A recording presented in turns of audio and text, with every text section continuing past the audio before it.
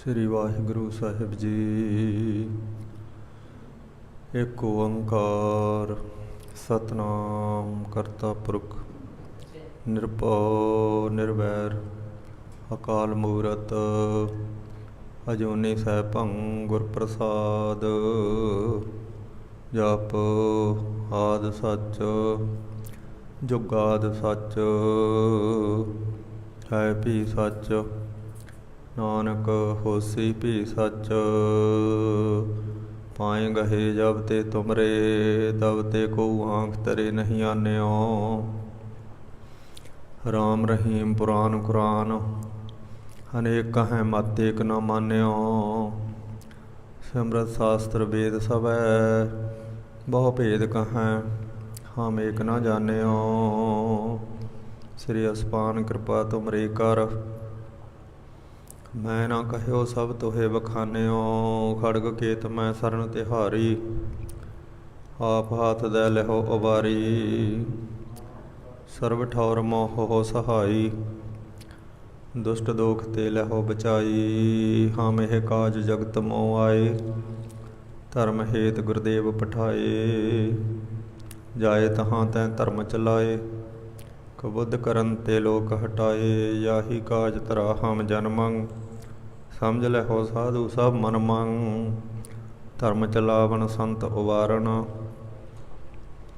ਦੁਸ਼ਟ ਸਭਨ ਕੋ ਮੂਲ ਉਪਾਰਨ। ਤਿਨ ਬੇਦੀਆਂ ਕੀ ਕੁਲ ਵਿਖੇ ਪ੍ਰਗਟੇ ਨਾਨਕ ਰਾਏ। ਸਭ ਸਿੱਖਨ ਕੋ ਸੁਖ ਦਏ ਜਹ ਤਹ ਭਏ ਸਹਾਏ। ਤਿਲਕ ਜੰਜੂ ਰਾਖਾ ਪ੍ਰਭ ਤਾਕਾ ਕੀਨੋ ਵੱਡੋ ਕਲੂ ਮਹਿ ਸਾਕਾ। ਸਾਧਨ ਹੇਤੀ ਤੀਜਨ ਕਰੀ ਸੀਸ ਦੀਆ ਪਰਸੀ ਨਾ ਉਚਰੀ। ਗੁਰੂ ਨਾਨਕ ਅੰਗਦ ਗੁਰੂ ਅਮਰਦਾਸ ਪਦ ਬੰਦ ਰਾਮਦਾਸ ਅਰਜਨ ਗੁਰੂ। ਬਰ ਸ਼੍ਰੀ ਹਰਗੋਬਿੰਦ ਹਰ ਰਾਏ ਹਰ ਕ੍ਰਿਸ਼ਨ ਗੁਰ ਤੇਗ ਬਹਾਦਰ ਚੰਦ। ਦਸਵੇਂ ਗੋਬਿੰਦ ਸਿੰਘ ਗੁਰੂ ਗੁਰੂ ਗ੍ਰੰਥ ਪੰਥ ਕੋ ਬੰਦ। ਮੋਕ ਉਚਰੈ ਸ਼ਾਸਤਰ ਖਟ ਪਿੰਗ ਗਿਰਨ ਚੜ ਜਾਏ। ਅੰਧ ਲਖੈ ਬਦਰੋ ਸੁਨੈ ਜੋ ਕਾਲ ਕਿਰਪਾ ਕਰਾਏ। ਕਹਾਂ ਬੁੱਧ ਪ੍ਰਭ ਤੁਛ ਹਮਾਰੀ ਬਰਨ ਸਕੈ ਮਹਿਮਾ ਜੋ ਤਿਹਾਰੀ। ਹਮ ਨਾ ਸਕਤ ਕਰ ਸਿਫਤ ਤੁਮਾਰੀ ਆਪ ਲਹੋ ਤੁਮ ਕਥਾ ਸੁਧਾਰੀ। ਪੜ੍ਹ ਜਾਹੇ ਵਿਦਿਆਰਥੀ ਵਿਦਿਆ ਹੇਤੰ ਲਹੈ ਸਰਬ ਸ਼ਾਸਤਰਾਨ ਕੋ ਮਦ ਚੇਤੰ। ਤੇਰੇ ਜੋਰ ਮੈਂ ਗੂੰਗਾ ਕਹਿਤਾ ਹਾਂ ਤੇਰਾ ਸਦਕਾ ਤੇਰੀ ਸਰਣ। ਪ੍ਰਥਮ ਭਗਉਤੀ ਸਿਮਰ ਕੈ ਗੁਰੂ ਨਾਨਕ ਲਈ ਧਿਆਏ। ਫਿਰ ਅੰਗਦ ਗੁਰ ਤੇ ਅਮਰਦਾਸ ਰਾਮਦਾਸੈ ਹੋਈ ਸਹਾਏ। ਅਰਜਨ ਹਰਗੋਬਿੰਦ ਨੋ ਸਿਮਰੋ ਸ੍ਰੀ ਹਰਿ ਰਾਏ। ਸ੍ਰੀ ਹਰਿ ਕ੍ਰਿਸ਼ਨ ਧਿਆਈਐ ਜਿਸ ਡਿਠੈ ਸਭ ਦੁਖ ਜਾਏ। ਤੇਗ ਬਹਾਦਰ ਸਿਮਰੀਐ ਕਰ ਨੌ ਨਿਧ ਆਵੈ ਧਾਇ। ਸਭ ਥਾਈ ਹੋਏ ਸਹਾਏ। ਦਸਵੇਂ ਪਾਤਸ਼ਾਹ ਸਾਹਿਬ ਸ੍ਰੀ ਗੁਰੂ ਗੋਬਿੰਦ ਸਿੰਘ ਸਾਹਿਬ ਜੀ ਮਹਾਰਾਜ ਸਭ ਥਾਈ ਹੋਏ ਸਹਾਏ। ਖੰਡਾ ਪ੍ਰਥਮੈ ਸਾਜਕੈ ਜਿਨ ਸਭ ਸੰਸਾਰੋ ਪਾਇਆ। ਬ੍ਰਹਮਾ ਵਿਸ਼ਨ ਮਹੇਸ਼ ਸਾਜ ਕੁਦਰਤੀ ਦਾ ਖੇਲ ਰਚਾਏ ਬਣਾਇਆ। ਚਰਨ ਚੱਲੋ ਮਾਰਗ ਗੋਬਿੰਦ ਮਿਟਹਿ ਪਾਪ ਜਪੀਐ ਹਰ ਬਿੰਦ। ਉਹ ਗੋਚਰੈ ਸ਼ਾਸਤਰ ਖਟ ਪਿੰਗ ਗਿਰਨ ਚੜ ਜਾਏ। ਅੰਧ ਲਖੈ ਬਦਰੋ ਸੁਨੈ ਜੋ ਕਾਲ ਕਿਰਪਾ ਕਰਾਏ। ਏਕ ਓੰਕਾਰ ਸਤਿਗੁਰੂ ਤਿਹ ਪ੍ਰਸਾਦ ਸੱਚ ਹੋਏ। ਵਾਹਿਗੁਰੂ ਜੀ ਕੀ ਫਤਿਹ ਹੈ ਬਿਘਨ ਬਿਨਾਸਨ ਸੋਏ। ਏਕ ਓੰਕਾਰ ਸਤਿਗੁਰੂ ਤਿਹ ਪ੍ਰਸਾਦ ਸੱਚ ਹੋਏ। ਵਾਹਿਗੁਰੂ ਜੀ ਕੀ ਫਤਿਹ ਹੈ ਬਿਘਨ ਬਿਨਾਸਨ ਸੋਏ। ਸਤਿਨਾਮ ਸ੍ਰੀ ਵਾਹਿਗੁਰੂ ਸਾਹਿਬ ਜੀਓ। ਇਹੀ ਸਭ ਦੀਪ ਜਨੀਜੈ 64 ਲੱਖ ਜੋਜਨ ਲਖ ਲੀਜੈ ਇਹੀ ਸਭ ਦੀਪ ਜਨੀਜੈ। ਵਾਹਿਗੁਰੂ ਜੀ ਕਾ ਖਾਲਸਾ ਵਾਹਿਗੁਰੂ ਜੀ ਕੀ ਫਤਿਹ। ਪਰਮ ਸਤਿਕਾਰਯੋਗ ਗੁਰੂ ਰੂਪ ਗੁਰੂ ਖਾਲਸਾ ਸਾਧ ਸੰਗਤ ਜੀ, ਪਤਿਤ ਪਾਵਨ ਦੀਨ ਦਿਆਲ ਭਗਤ ਵਸ਼ਲ ਕਿਰਪਾਲਤਾ ਦੇ ਸਾਗਰ, ਧੰਨ ਧੰਨ ਸਾਹਿਬ ਸ੍ਰੀ ਗੁਰੂ ਗ੍ਰੰਥ ਪੰਥ ਸਾਹਿਬ ਮਹਾਰਾਜ, ਸ਼ਬਦ ਗੁਰ ਪੀਰਾ ਗਹਿਰ ਗੰਭੀਰਾ। ਸਤਿਗੁਰੂ ਸਾਹਿਬ ਜੀ ਦੇ ਸਨਮੁਖ ਮਹਾਂਪੁਰਖਾਂ ਦੇ ਪਵਿੱਤਰ ਪਾਵਨ ਤਪ ਸਥਾਨ 'ਤੇ ਆਪ ਨਿਤਿਅਮ ਪ੍ਰਤੀ ਵਕਤ ਅਨੁਸਾਰ ਮਹਾਂਪੁਰਖਾਂ ਦੀ ਯਾਦ ਦੇ ਵਿੱਚ ਲੜੀਵਾਰ ਗੁਰ ਇਤਿਹਾਸ ਲੰਬੇ ਸਮੇਂ ਤੋਂ ਸਰਵਣ ਕਰਦੇ ਆ ਰਹੇ ਹੋ। ਸਤਿਗੁਰੂ ਸੱਚੇ ਪਾਤਸ਼ਾਹ ਮਹਾਰਾਜ ਕਿਰਪਾ ਕਰ ਰਹੇ ਹਨ।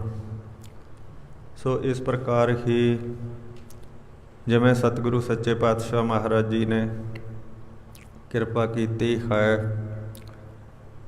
ਕਿਉਂਕਿ ਜਿੱਥੇ ਜਿੱਥੇ ਪ੍ਰਸਿੱਧ ਥਾਵਾਂ 'ਤੇ ਖਾਲਸੇ ਦੀ ਜਨਮ ਸ਼ਤਾਬਦੀ ਮਨਾਈ ਜਾਂਦੀ ਹੈ, ਫਿਰ ਚੌਂ ਚੱਕਾਂ ਦੇ ਵਿੱਚੋਂ ਹੀ ਵਧਾਈਆਂ ਦਾ ਬੋਲਬਾਲਾ, ਮੁਬਾਰਕਾਂ ਦਾ ਬੋਲਬਾਲਾ ਹੋ ਜਾਂਦਾ ਹੈ।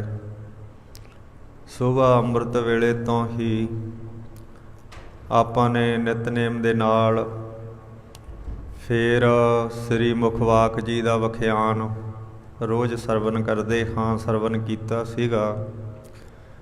ਫਿਰ ਅੰਮ੍ਰਿਤਸਰ ਸਾਹਿਬ ਜੀ ਤੋਂ ਆਪਾਂ ਨੇ ਖਾਲਸੇ ਦੇ ਜਨਮ ਦਿਹਾੜੇ ਦੇ ਸੰਬੰਧ ਦੇ ਵਿੱਚ ਕਥਾ ਕੀਰਤਨ ਬੇਅੰਤ ਰਾਮ ਨਾਮ ਹੈ ਲੁੱਟਾਂ ਕੀਤੀਆਂ ਹਨ।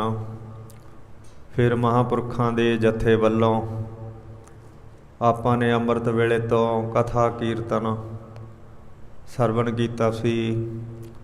ਫਿਰ ਸਾਡੇ ਪਰਮ ਸਤਿਕਾਰਯੋਗ ਬਾਪੂ ਮੱਖਣ ਸਿੰਘ ਜੀ ਤੋਂ ਆਪਾਂ ਕੀਰਤਨ ਤੇ ਧਾਰਨਾ, ਜੋ ਤੋ ਪ੍ਰੇਮ ਖੇਲਣ ਕਾ ਚਾਓ, ਸਿਰ ਧਰ ਤਲੀ ਗਲੀ ਮੇਰੀ ਆਓ। ਸੋ ਇਸ ਤਰ੍ਹਾਂ ਪਹਿਲਾ ਮਰਨ ਕਬੂਲ, ਜੀਵਨ ਕੀ ਛਾਡਾਸ, ਹੋ ਸਭਨਾ ਕੀ ਰੇਣੁਕਾ, ਤੋ ਆਓ ਹਮਾਰੇ ਪਾਸ। ਇਸ ਪ੍ਰਕਾਰ ਆਪਾਂ ਨੇ ਇਹ ਵਿਸਾਖੀ, ਜੋ ਕਿ ਪਹਿਲਾਂ ਫਿੱਕੇ ਅੱਖਰਾਂ ਦੇ ਵਿੱਚ ਇਤਿਹਾਸ ਦੇ ਪੰਨਿਆਂ 'ਤੇ ਲਿਖੀ ਹੋਈ ਸੀ, ਫਿਰ ਸਤਿਗੁਰੂ ਗੁਰੂ ਗੋਬਿੰਦ ਸਿੰਘ ਸਾਹਿਬ ਮਹਾਰਾਜ ਸੱਚੇ ਪਾਤਸ਼ਾਹ ਜੀ ਨੇ ਕਿਰਪਾ ਕੀਤੀ, ਇਸ ਨੂੰ ਹੋਰ ਵੀ ਸੁਨਹਿਰੀ ਅੱਖਰਾਂ ਦੇ ਵਿੱਚ ਲਿਖ ਦਿੱਤਾ ਸੀਗਾ, ਕਿਉਂਕਿ ਉਸ ਯੁੱਗ ਪਲਟਾਊ ਪੁਰਸ਼ ਨੇ ਇਹ ਇੱਕ ਦਿਨ ਦਾ ਕਹਿ ਦਿਓ ਯੁੱਗ ਹੀ ਪਲਟ ਦਿੱਤਾ ਸੀਗਾ। ਅਤੇ ਸਮੇਂ ਦੀ ਸੌੜੀ ਸਿਆਸਤ ਅਤੇ ਸਲਤਨਤ ਨੂੰ ਸਾਹਿਬ ਸੱਚੇ ਪਾਤਸ਼ਾਹ ਮਹਾਰਾਜ ਜੀ ਨੇ ਭਰੇ ਚੌਂਕ ਦੇ ਵਿੱਚ ਇਹ ਚੈਲੰਜ ਕਰ ਦਿੱਤਾ ਸੀਗਾ, ਖਾਲਸਾ ਪੰਥ ਸਜਾ ਕਰਕੇ ਸਮੇਂ ਦੀ ਇਸ ਸਲਤਨਤ ਦੇ ਨਾਲ ਕੋਈ ਵੀ ਖਹਿਣ ਵਾਲਾ, ਕੋਈ ਵੀ ਇਸ ਤੋਂ ਜਵਾਬ ਮੰਗਣ ਵਾਲਾ ਇਸ ਭਾਰਤ ਵਰਸ਼ ਦੇ ਵਿੱਚ ਨਹੀਂ ਸੀ ਬਚਿਆ। ਪ੍ਰੋਫੈਸਰ ਪੂਰਨ ਸਿੰਘ ਜੀ ਇੱਕ ਇਬਾਰਤ ਖਾਲਸੇ ਪੰਥ 'ਤੇ ਲਿਖਦੇ ਹੋਏ ਲਿਖਦੇ ਹੈ ਕਿ ਸਤਿਗੁਰੂ ਜੀ ਨੇ ਅੰਮ੍ਰਿਤ ਤਿਆਰ ਕੀਤਾ, ਉਸ ਵੇਲੇ ਪਹਿਲਾਂ 5 ਬਾਟੇ ਭਰ ਕੇ ਆਪ ਪੀਤੇ। ਸਰੂਪਦਾਸ ਭੱਲਾ ਜੀ ਲਿਖਦੇ ਆ, ਕਹਿੰਦੇ 5 ਬਾਟੇ ਪਹਿਲਾਂ ਮਹਾਰਾਜ ਜੀ ਨੇ ਅੰਮ੍ਰਿਤ ਦੇ ਆਪ ਪੀਤੇ। ਅਤੇ ਕਿਉਂਕਿ ਸਵਾਲ ਪੈਦਾ ਕਰਦੇ ਨਾ ਕਈ, ਕਹਿੰਦੇ ਵੀ ਮਹਾਰਾਜ ਨੇ ਬੇਅੰਮ੍ਰਿਤੇ ਨਹੀਂ ਛਕਾ ਦਿੱਤਾ ਪੰਜਾਂ ਨੂੰ, ਉਹਨੂੰ ਤਾਂ ਅੰਮ੍ਰਿਤ ਛਕਿਆ ਹੋਇਆ, ਉਹ ਤਾਂ ਛਕਾਉਣ ਵਾਲਾ, ਉਹਨੂੰ ਤਾਂ ਛਕਿਆ ਨਾ ਛਕਿਆ ਇੱਕ ਸਮਾਨ ਹੈ, ਉਹ ਤਾਂ ਆਪ ਅੰਮ੍ਰਿਤ ਰੂਪ ਹੈ, ਉਹ ਤਾਂ ਆਪ ਸਾਰਾ ਉਹਦਾ ਵਜੂਦ ਹੀ ਅੰਮ੍ਰਿਤ ਦਾ ਹੈ। ਸੋ ਇਸ ਪ੍ਰਕਾਰ ਨਾਲ ਸੱਚੇ ਪਾਤਸ਼ਾਹ ਜੀ ਨੇ ਫਿਰ ਉਹਨਾਂ ਪੰਜਾਂ ਨੂੰ ਦਇਆ ਸਿੰਘ, ਧਰਮ ਸਿੰਘ, ਮੋਹਕਮ ਸਿੰਘ, ਹਿੰਮਤ ਸਿੰਘ, ਸਾਹਿਬ ਸਿੰਘ ਬਣਾ ਦਿੱਤਾ ਸੀਗਾ, ਜਿਹੜੇ ਦਿੱਲੀ, ਦਵਾਰਕਾ, ਬਿਦਰ ਅਤੇ ਇਸ ਪ੍ਰਕਾਰ ਲਾਹੌਰ ਆਦਿ ਤੋਂ ਸਤਿਗੁਰੂ ਸੱਚੇ ਪਾਤਸ਼ਾਹ ਮਹਾਰਾਜ ਜੀ ਦੀ ਚਰਨ ਸ਼ਰਨ 'ਚ ਜਗਨਨਾਥਪੁਰੀ ਤੋਂ ਭਾਈ ਮੋਹਕਮ ਚੰਦ ਜੀ ਚੱਲ ਕਰਕੇ ਆਏ ਸਨ। ਸਾਹਿਬ ਸਿੰਘ ਬਿਦਰ ਤੋਂ, ਦਇਆ ਰਾਮ ਲਾਹੌਰ ਤੋਂ, ਜਿਨ੍ਹਾਂ ਦਾ ਪਿੱਛਾ ਸਿਆਲਕੋਟ ਦਾ ਦੱਸਣਾ ਕੀਤਾ ਹੈ। ਇਸ ਤਰ੍ਹਾਂ ਸਾਹਿਬ ਜੀ ਨੇ ਉਹਨਾਂ ਨੂੰ ਅੱਗੇ ਹੋਰ ਲੋਕਾਂ ਦਾ ਵਿਅਕਤੀਤਾ ਪੱਧਰ ਬਦਲਣ ਦੀ ਜਿਹੜੀ ਸੱਤਿਆ ਤਾਕਤ ਸੀ ਉਹ ਦੇ ਦਿੱਤੀ ਅਤੇ ਉਹਨਾਂ ਨੇ ਅਨੇਕਾਂ ਲੋਕਾਂ ਨੂੰ ਖੰਡੇ ਬਾਟੇ ਦਾ ਅੰਮ੍ਰਿਤ ਛਕਾ ਕੇ ਔਰੰਗਜ਼ੇਬ ਦਾ ਇੱਕ ਪ੍ਰੈਸ ਰਿਪੋਰਟਰ ਅਬੁਲ ਤਰਾਨੀ ਉਸ ਵੇਲੇ ਭੇਸ ਪਲਟਾ ਕਰਕੇ ਅਨੰਦਪੁਰ ਸਾਹਿਬ ਸੰਗਤ ਦੇ ਇਕੱਠ 'ਚ ਬੈਠਾ ਸੀ। ਉਹਨੇ ਰਿਪੋਰਟ ਲਿਖ ਕਰਕੇ ਭੇਜੀ ਸੀ ਕਿ ਪਹਿਲੇ 15 ਦਿਨਾਂ ਦੇ ਵਿੱਚ ਹੀ ਜਦੋਂ ਸੱਚੇ ਪਾਤਸ਼ਾਹ ਨੇ ਖੰਡੇ ਬਾਟੇ ਦੇ ਅੰਮ੍ਰਿਤ ਦੀ ਦਾਤ ਬਖਸ਼ੀ ਤਾਂ ਪਹਿਲੇ 15 ਦਿਨਾਂ ਦੇ ਵਿੱਚ ਹੀ 25 ਤੋਂ 40 ਹਜ਼ਾਰ ਲੋਕਾਂ ਨੇ ਅੰਮ੍ਰਿਤ ਪਾਨ ਕਰ ਲਿਆ ਸੀ ਅਨੰਦਪੁਰ ਸਾਹਿਬ ਵਿਖੇ। ਪਹਿਲੇ ਦਿਨ ਜਦੋਂ ਸਤਿਗੁਰੂ ਸਾਹਿਬ ਜੀ ਨੇ 5 ਨੂੰ ਅੰਮ੍ਰਿਤ ਦੀ ਦਾਤ ਬਖਸ਼ੀ, ਉਸ ਤੋਂ ਬਾਅਦ 5 ਨੇ ਕਹਿੰਦੇ 10,000 ਪ੍ਰਾਣੀਆਂ ਨੂੰ ਅੰਮ੍ਰਿਤ ਦੀ ਦਾਤ ਦੂਜੇ ਦਿਨ ਹੀ ਪ੍ਰਦਾਨ ਕਰ ਦਿੱਤੀ ਸੀ। ਅਤੇ ਫਿਰ ਉਸ ਅਬੁਲ ਤਰਾਨੀ ਨੇ ਲਿਖ ਕਰਕੇ ਭੇਜਿਆ ਸੀ ਕਿ ਇਹ ਕਾਮਲ ਮੁਰਸ਼ਦ ਹੈ, ਕਿਉਂਕਿ ਇਸ ਨੇ ਜਿਹੜੇ ਤਲਵਾਰ ਦੇ ਨਾਲ ਸੀਸ ਕਲਮ ਕਰਕੇ ਹਿਕਮਤ ਅਮਲ ਦੇ ਨਾਲ ਦੁਬਾਰਾ ਜੋੜ ਦਿੱਤੇ ਹਨ। ਕਿਉਂ? ਸਤਿਗੁਰ ਮੇਰਾ ਮਾਰ ਜੀਵਲ ਹੈ, ਸਤਿਗੁਰ ਮੇਰਾ ਸਰਬ ਪ੍ਰਤਪਲ ਹੈ, ਸਤਿਗੁਰ ਮੇਰੇ ਕੀ ਵਡਿਆਈ ਪ੍ਰਗਟ ਭਈ ਹੈ ਸਭਨੀ ਥਾਈ। ਇਸ ਤਰ੍ਹਾਂ ਇਸ ਦੀ ਵਡਿਆਈ ਵੱਡੀ ਹੈ। ਅਤੇ ਔਰੰਗਜ਼ੇਬ ਤੂੰ ਐਸੇ ਜਿਹੜਾ ਸਿਰਾਂ ਨੂੰ ਤੋੜ ਕਰਕੇ ਫੇਰ ਜੋੜ ਸਕਦਾ ਹੈ ਉਹਦੇ ਨਾਲ ਟੱਕਰ ਨਾ ਲੈ। ਜੇ ਤੂੰ ਇਸ ਦਰ ਘਰ ਨਾਲ ਟੱਕਰ ਲਵੇਂਗਾ ਤਾਂ ਫਿਰ ਤੂੰ ਨੇਸ ਤੋਂ ਨਾਬੂਦ ਹੋ ਜਾਵੇਂਗਾ। ਸਾਰੀ ਹੀ ਸਲਤਨਤ ਹੈ ਜਿਹੜੀ ਉਹ ਸਦੀਆਂ ਤੋਂ ਉਸਰੀ ਹੋਈ ਕੁਛ ਹੀ ਚੰਦ ਸਾਲਾਂ ਦੇ ਵਿੱਚ ਮਿੱਟੀ ਦੇ ਵਿੱਚ ਮਿਲ ਜਾਵੇਗੀ। ਇਸ ਤਰ੍ਹਾਂ ਅਬੁਲ ਤਰਾਨੀ ਨੇ ਲਿਖ ਕਰਕੇ ਭੇਜਿਆ ਅਤੇ ਆਪ ਅਬੁਲ ਤਰਾਨੀ ਸਤਿਗੁਰੂ ਸੱਚੇ ਪਾਤਸ਼ਾਹ ਮਹਾਰਾਜ ਜੀ ਦੇ ਚਰਨਾਂ ਦੇ ਵਿੱਚ ਹੀ ਆਨੰਦਪੁਰ ਸਾਹਿਬ ਰਹਿਣ ਲੱਗ ਪਿਆ ਸੀ। ਫਿਰ ਉਹਨੇ ਇੱਕ ਹੋਰ ਰਿਪੋਰਟ ਭੇਜੀ ਅਤੇ ਆਪਣੇ ਆਪ 'ਤੇ ਗਿਲਾ ਜ਼ਾਹਰ ਕੀਤਾ ਕਿ ਜੇ ਮੈਨੂੰ ਪਤਾ ਹੁੰਦਾ ਕਿ ਸਤਿਗੁਰੂ ਸਾਹਿਬ ਜੀ ਨੇ ਇਸ ਤਰ੍ਹਾਂ ਨਾਲ ਸੀਸ ਵੱਢ ਕਰਕੇ ਜੋੜ ਦੇਣੇ ਆ ਤਾਂ ਮੈਂ ਜ਼ਰੂਰ ਉਹਨਾਂ 5 ਦੇ ਵਿੱਚ ਸ਼ਾਮਲ ਹੁੰਦਾ। ਮੈਂ ਉਹਨਾਂ 5 ਦੇ ਵਿੱਚ ਜਦੋਂ ਆਵਾਜ਼ 'ਤੇ ਆਵਾਜ਼ ਸਾਹਿਬ ਜੀ ਦੇ ਰਹੇ ਸਨ, ਇਹ ਆਵਾਜ਼ ਨਹੀਂ ਸੀ, ਇਹ ਇੱਕ 84 ਦੀ ਬੇੜੀ ਕੱਟਣ ਵਾਸਤੇ, ਗੁਲਾਮੀ ਦਾ ਰੱਸਾ ਵੱਢਣ ਵਾਸਤੇ ਸਾਹਿਬ ਜੀ ਵੱਲੋਂ ਵੰਗਾਰ ਸੀ। ਉਸ ਵੰਗਾਰ ਨੂੰ ਸੁਣ ਕੇ ਜੇਕਰ ਮੈਨੂੰ ਪਤਾ ਹੁੰਦਾ ਤਾਂ ਮੈਂ ਵੀ ਸਿਰ ਦੇ ਕਰਕੇ ਅੰਮ੍ਰਿਤ ਪਾਨ ਕਰ ਲੈਂਦਾ। ਦੱਸਦੇ ਹਨ ਕਿ ਉਸਨੇ ਬਾਅਦ ਦੇ ਵਿੱਚ ਆਨੰਦਪੁਰ ਸਾਹਿਬ ਦੀ ਸੇਵਾ ਦੇ ਵਿੱਚ ਰਹਿ ਕੇ ਆਪਣਾ ਸਮਾਂ ਬਤੀਤ ਕੀਤਾ ਸੀ। ਸਤਿਗੁਰੂ ਸਾਹਿਬ ਜੀ ਦਾ ਇੰਨਾ ਪ੍ਰਭਾਵ ਉਸ ਦਿੱਲੀ ਸਰਕਾਰ ਦੇ ਪ੍ਰੈਸ ਰਿਪੋਰਟਰ ਅਬੁਲ ਤਰਾਨੀ 'ਤੇ, ਜੋ ਕਿ ਲਿਖਤੀ ਪ੍ਰਿੰਟ ਮੀਡੀਆ ਸੀਗਾ, ਲਿਖਤੀ ਲਿਖਤਾਂ ਨੂੰ ਲਿਖਦਾ ਸੀ। ਖੂਫੀਆ ਰਿਪੋਰਟਾਂ ਜਿਹੜੀਆਂ ਸੀ ਉਹ ਇੱਕ ਡਿਟੈਕਟਿਵ ਸੀਗਾ, ਜਸੂਸ ਸੀਗਾ, ਪਰ ਉਹਨੇ ਫਿਰ ਸੱਚੇ ਪਾਤਸ਼ਾਹ ਦੇ ਦਰ ਘਰ ਦੀ ਜਸੂਸੀ ਕਰਨੀ ਤਿਆਗ ਕੇ ਸਾਹਿਬ ਸੱਚੇ ਪਾਤਸ਼ਾਹ ਦੇ ਦਰ ਦੀ ਇਸ ਅੰਮ੍ਰਿਤ ਦੀ ਘਟਨਾ ਤੋਂ ਪ੍ਰਭਾਵਿਤ ਹੋ ਕੇ ਸੇਵਾ ਨੂੰ ਕਬੂਲ ਕਰ ਲਿਆ ਸੀ। ਸੋ ਇਸ ਪ੍ਰਕਾਰ ਨਾਲ ਸਾਹਿਬ ਸੱਚੇ ਪਾਤਸ਼ਾਹ ਮਹਾਰਾਜ ਜੀ ਨੇ ਇਹ ਬਖਸ਼ਿਸ਼ ਆਨੰਦਪੁਰ ਦੇ ਕੇਸਗੜ੍ਹ ਸਾਹਿਬ ਦੇ ਮੈਦਾਨ ਦੇ ਵਿੱਚ, ਜਿਸ ਨੂੰ ਅੱਜ ਕਿਲ੍ਹਾ ਤਖਤ ਸ੍ਰੀ ਕੇਸਗੜ੍ਹ ਸਾਹਿਬ ਕਿਹਾ ਜਾਂਦਾ ਹੈ, ਉੱਥੇ ਹੀ ਸਤਿਗੁਰੂ ਸੱਚੇ ਪਾਤਸ਼ਾਹ ਮਹਾਰਾਜ ਜੀ ਦੇ ਅਮੋਲਕ ਇਤਿਹਾਸਕ ਸ਼ਸਤਰ ਬਚਿੱਤਰ ਸਿੰਘ ਦੀ ਧੂ ਨਾਗਣੀ ਅਤੇ ਫਿਰ ਜੋ ਸੰਢੌਰੇ ਦੇ ਪੀਰ ਨੂੰ ਸਾਹਿਬ ਜੀ ਨੇ ਆਪਣੀ ਦਸਤਾਰ, ਕੇਸ ਅਤੇ ਕੰਘਾ ਬਖਸ਼ਿਸ਼ ਕੀਤਾ ਸੀ, ਉਹ ਬਾਅਦ ਦੇ ਵਿੱਚ ਬੰਦੇ ਬਹਾਦਰ ਨੂੰ ਪ੍ਰਾਪਤ ਹੋ ਗਿਆ ਸੀ। ਜਦੋਂ ਸੰਢੌਰੇ ਵਾਲੇ ਪੀਰ ਬੁੱਧੂ ਸ਼ਾਹ ਜੀ ਦੀ ਅੰਸ ਵੰਸ ਉਹਨਾਂ ਚੀਜ਼ਾਂ ਨੂੰ ਸੰਭਾਲਣ ਦੇ ਕਾਬਲ ਨਾ ਰਹੀ, ਸਰੀਰ ਨਾ ਰਹੇ, ਤਾਂ ਉਹਨਾਂ ਨੇ ਫਿਰ ਇਹ ਵਸਤੂਆਂ ਬੰਦਾ ਸਿੰਘ ਬਹਾਦਰ ਨੂੰ, ਭਾਈ ਬਾਜ ਸਿੰਘ ਜੀ ਨੂੰ ਸੌਂਪ ਦਿੱਤੀਆਂ ਸੀ ਸੰਢੌਰੇ ਦੀ ਫਤਿਹ ਵੇਲੇ। ਉਦੋਂ ਦੀਆਂ ਉਹ ਜਿਹੜੀਆਂ ਚੀਜ਼ਾਂ ਬਾਅਦ ਦੇ ਵਿੱਚ ਸਿੱਖ ਰਿਆਸਤਾਂ ਦੇ ਹੱਥ ਵੀ ਆਈਆਂ ਅਤੇ ਅੱਜ ਕੱਲ੍ਹ ਉਹਨਾਂ ਅਮੋਲਕ ਸਤਿਗੁਰੂ ਸੱਚੇ ਪਾਤਸ਼ਾਹ ਮਹਾਰਾਜ ਦੀਆਂ ਚੀਜ਼ਾਂ ਨਹੀਂ ਉਹਨਾਂ ਨੂੰ ਕਿਹਾ ਜਾਈਦਾ। ਚੀਜ਼ਾਂ ਤਾਂ ਪਦਾਰਥ ਨੇ, ਮਿੱਟੀ ਤੋਂ ਬਣੇ, ਹੋਰ ਤੋਂ, ਪਰ ਇਹ ਕੇਸ ਕੰਘਾ ਤਾਂ ਸਾਹਿਬ ਸੱਚੇ ਪਾਤਸ਼ਾਹ ਮਹਾਰਾਜ ਜੀ ਦੇ ਸਰੀਰ ਦਾ ਅੰਗ ਹੈ। ਜਿਵੇਂ ਪੰਜ ਕਕਾਰ ਸਾਡੇ ਇਹ ਵੱਖਰੀਆਂ ਵਸਤੂਆਂ ਨਹੀਂ, ਇਹ ਸਾਡੇ ਸਰੀਰ ਦਾ ਅੰਗ ਨੇ। ਇਸ ਤਰ੍ਹਾਂ ਕੇਸ ਕੰਘਾ ਸਾਹਿਬ ਸੱਚੇ ਪਾਤਸ਼ਾਹ ਮਹਾਰਾਜ ਜੀ ਦੇ ਸਰੀਰ ਦਾ ਅੰਗ ਹੈ। ਸੋ ਉਹ ਜਿਹੜਾ ਸੱਚੇ ਪਾਤਸ਼ਾਹ ਮਹਾਰਾਜ ਜੀ ਦੇ ਸਰੀਰ ਦਾ ਅੰਗ ਹੈ, ਉਹ ਤਖਤ ਕੇਸਗੜ੍ਹ ਸਾਹਿਬ ਵਿਖੇ ਜਾ ਕੇ ਕਦੇ ਵੀ ਦਰਸ਼ਨ ਕਰੋ ਤਾਂ ਜਦੋਂ ਆਪਾਂ ਪਰਿਕਰਮਾ ਘੁੰਮ ਕੇ ਉੱਪਰ ਦੀ ਆਉਂਦੇ ਹਾਂ ਤਾਂ ਉੱਥੇ ਡੱਬੀ ਦੇ ਵਿੱਚ ਮਹਾਰਾਜ ਜੀ ਦੇ ਜਿਹੜੇ ਕੇਸ ਤੇ ਉਹ ਕੰਘਾ ਸੰਭਾਲ ਕਰਕੇ ਸਤਿਕਾਰ ਨਾਲ ਦਰਸ਼ਨਾਂ ਵਾਸਤੇ ਰੱਖਿਆ ਹੋਇਆ ਸਾਨੂੰ ਮਿਲਦਾ ਹੈ, ਜਿਹਦੇ ਦਰਸ਼ਨ ਕਰਕੇ ਇੱਕ ਨਵੀਂ ਸੋਚ, ਇੱਕ ਨਵਾਂ ਖਿਆਲ ਸਿੱਖ ਦੇ ਹਿਰਦੇ ਦੇ ਵਿੱਚ ਉਤਪੰਨ ਹੁੰਦਾ ਹੈ ਕਿ ਅੰਮ੍ਰਿਤ ਪੀਵੋ ਸਦਾ ਚਿਰ ਜੀਵੋ, ਕਿ ਭਾਈ ਅੰਮ੍ਰਿਤ ਪਾਨ, ਹਰ ਅੰਮ੍ਰਿਤ ਪਾਨ ਕਰੋ, ਕਿ ਹਰੀ ਪ੍ਰਮਾਤਮਾ ਦਾ ਨਾਮ ਅੰਮ੍ਰਿਤ ਹੈ।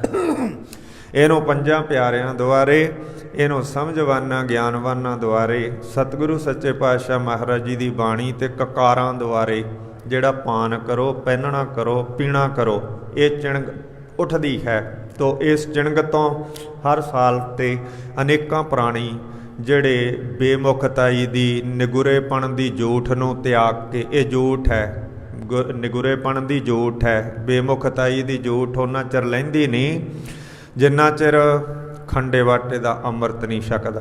1999 ਦੇ ਵਿੱਚ ਸਾਡੇ ਤਖਤ ਨੇ ਐਲਾਨ ਕਰਤਾ ਸੀ, ਸ਼੍ਰੋਮਣੀ ਕਮੇਟੀ ਨੇ, ਬਈ ਅਸੀਂ 2000 ਸਨ ਤੱਕ, 2002 ਤੱਕ ਸਾਰੀ ਸਿੱਖ ਕੌਮ ਅੰਮ੍ਰਿਤਧਾਰੀ ਕਰ ਲਵਾਂਗੇ।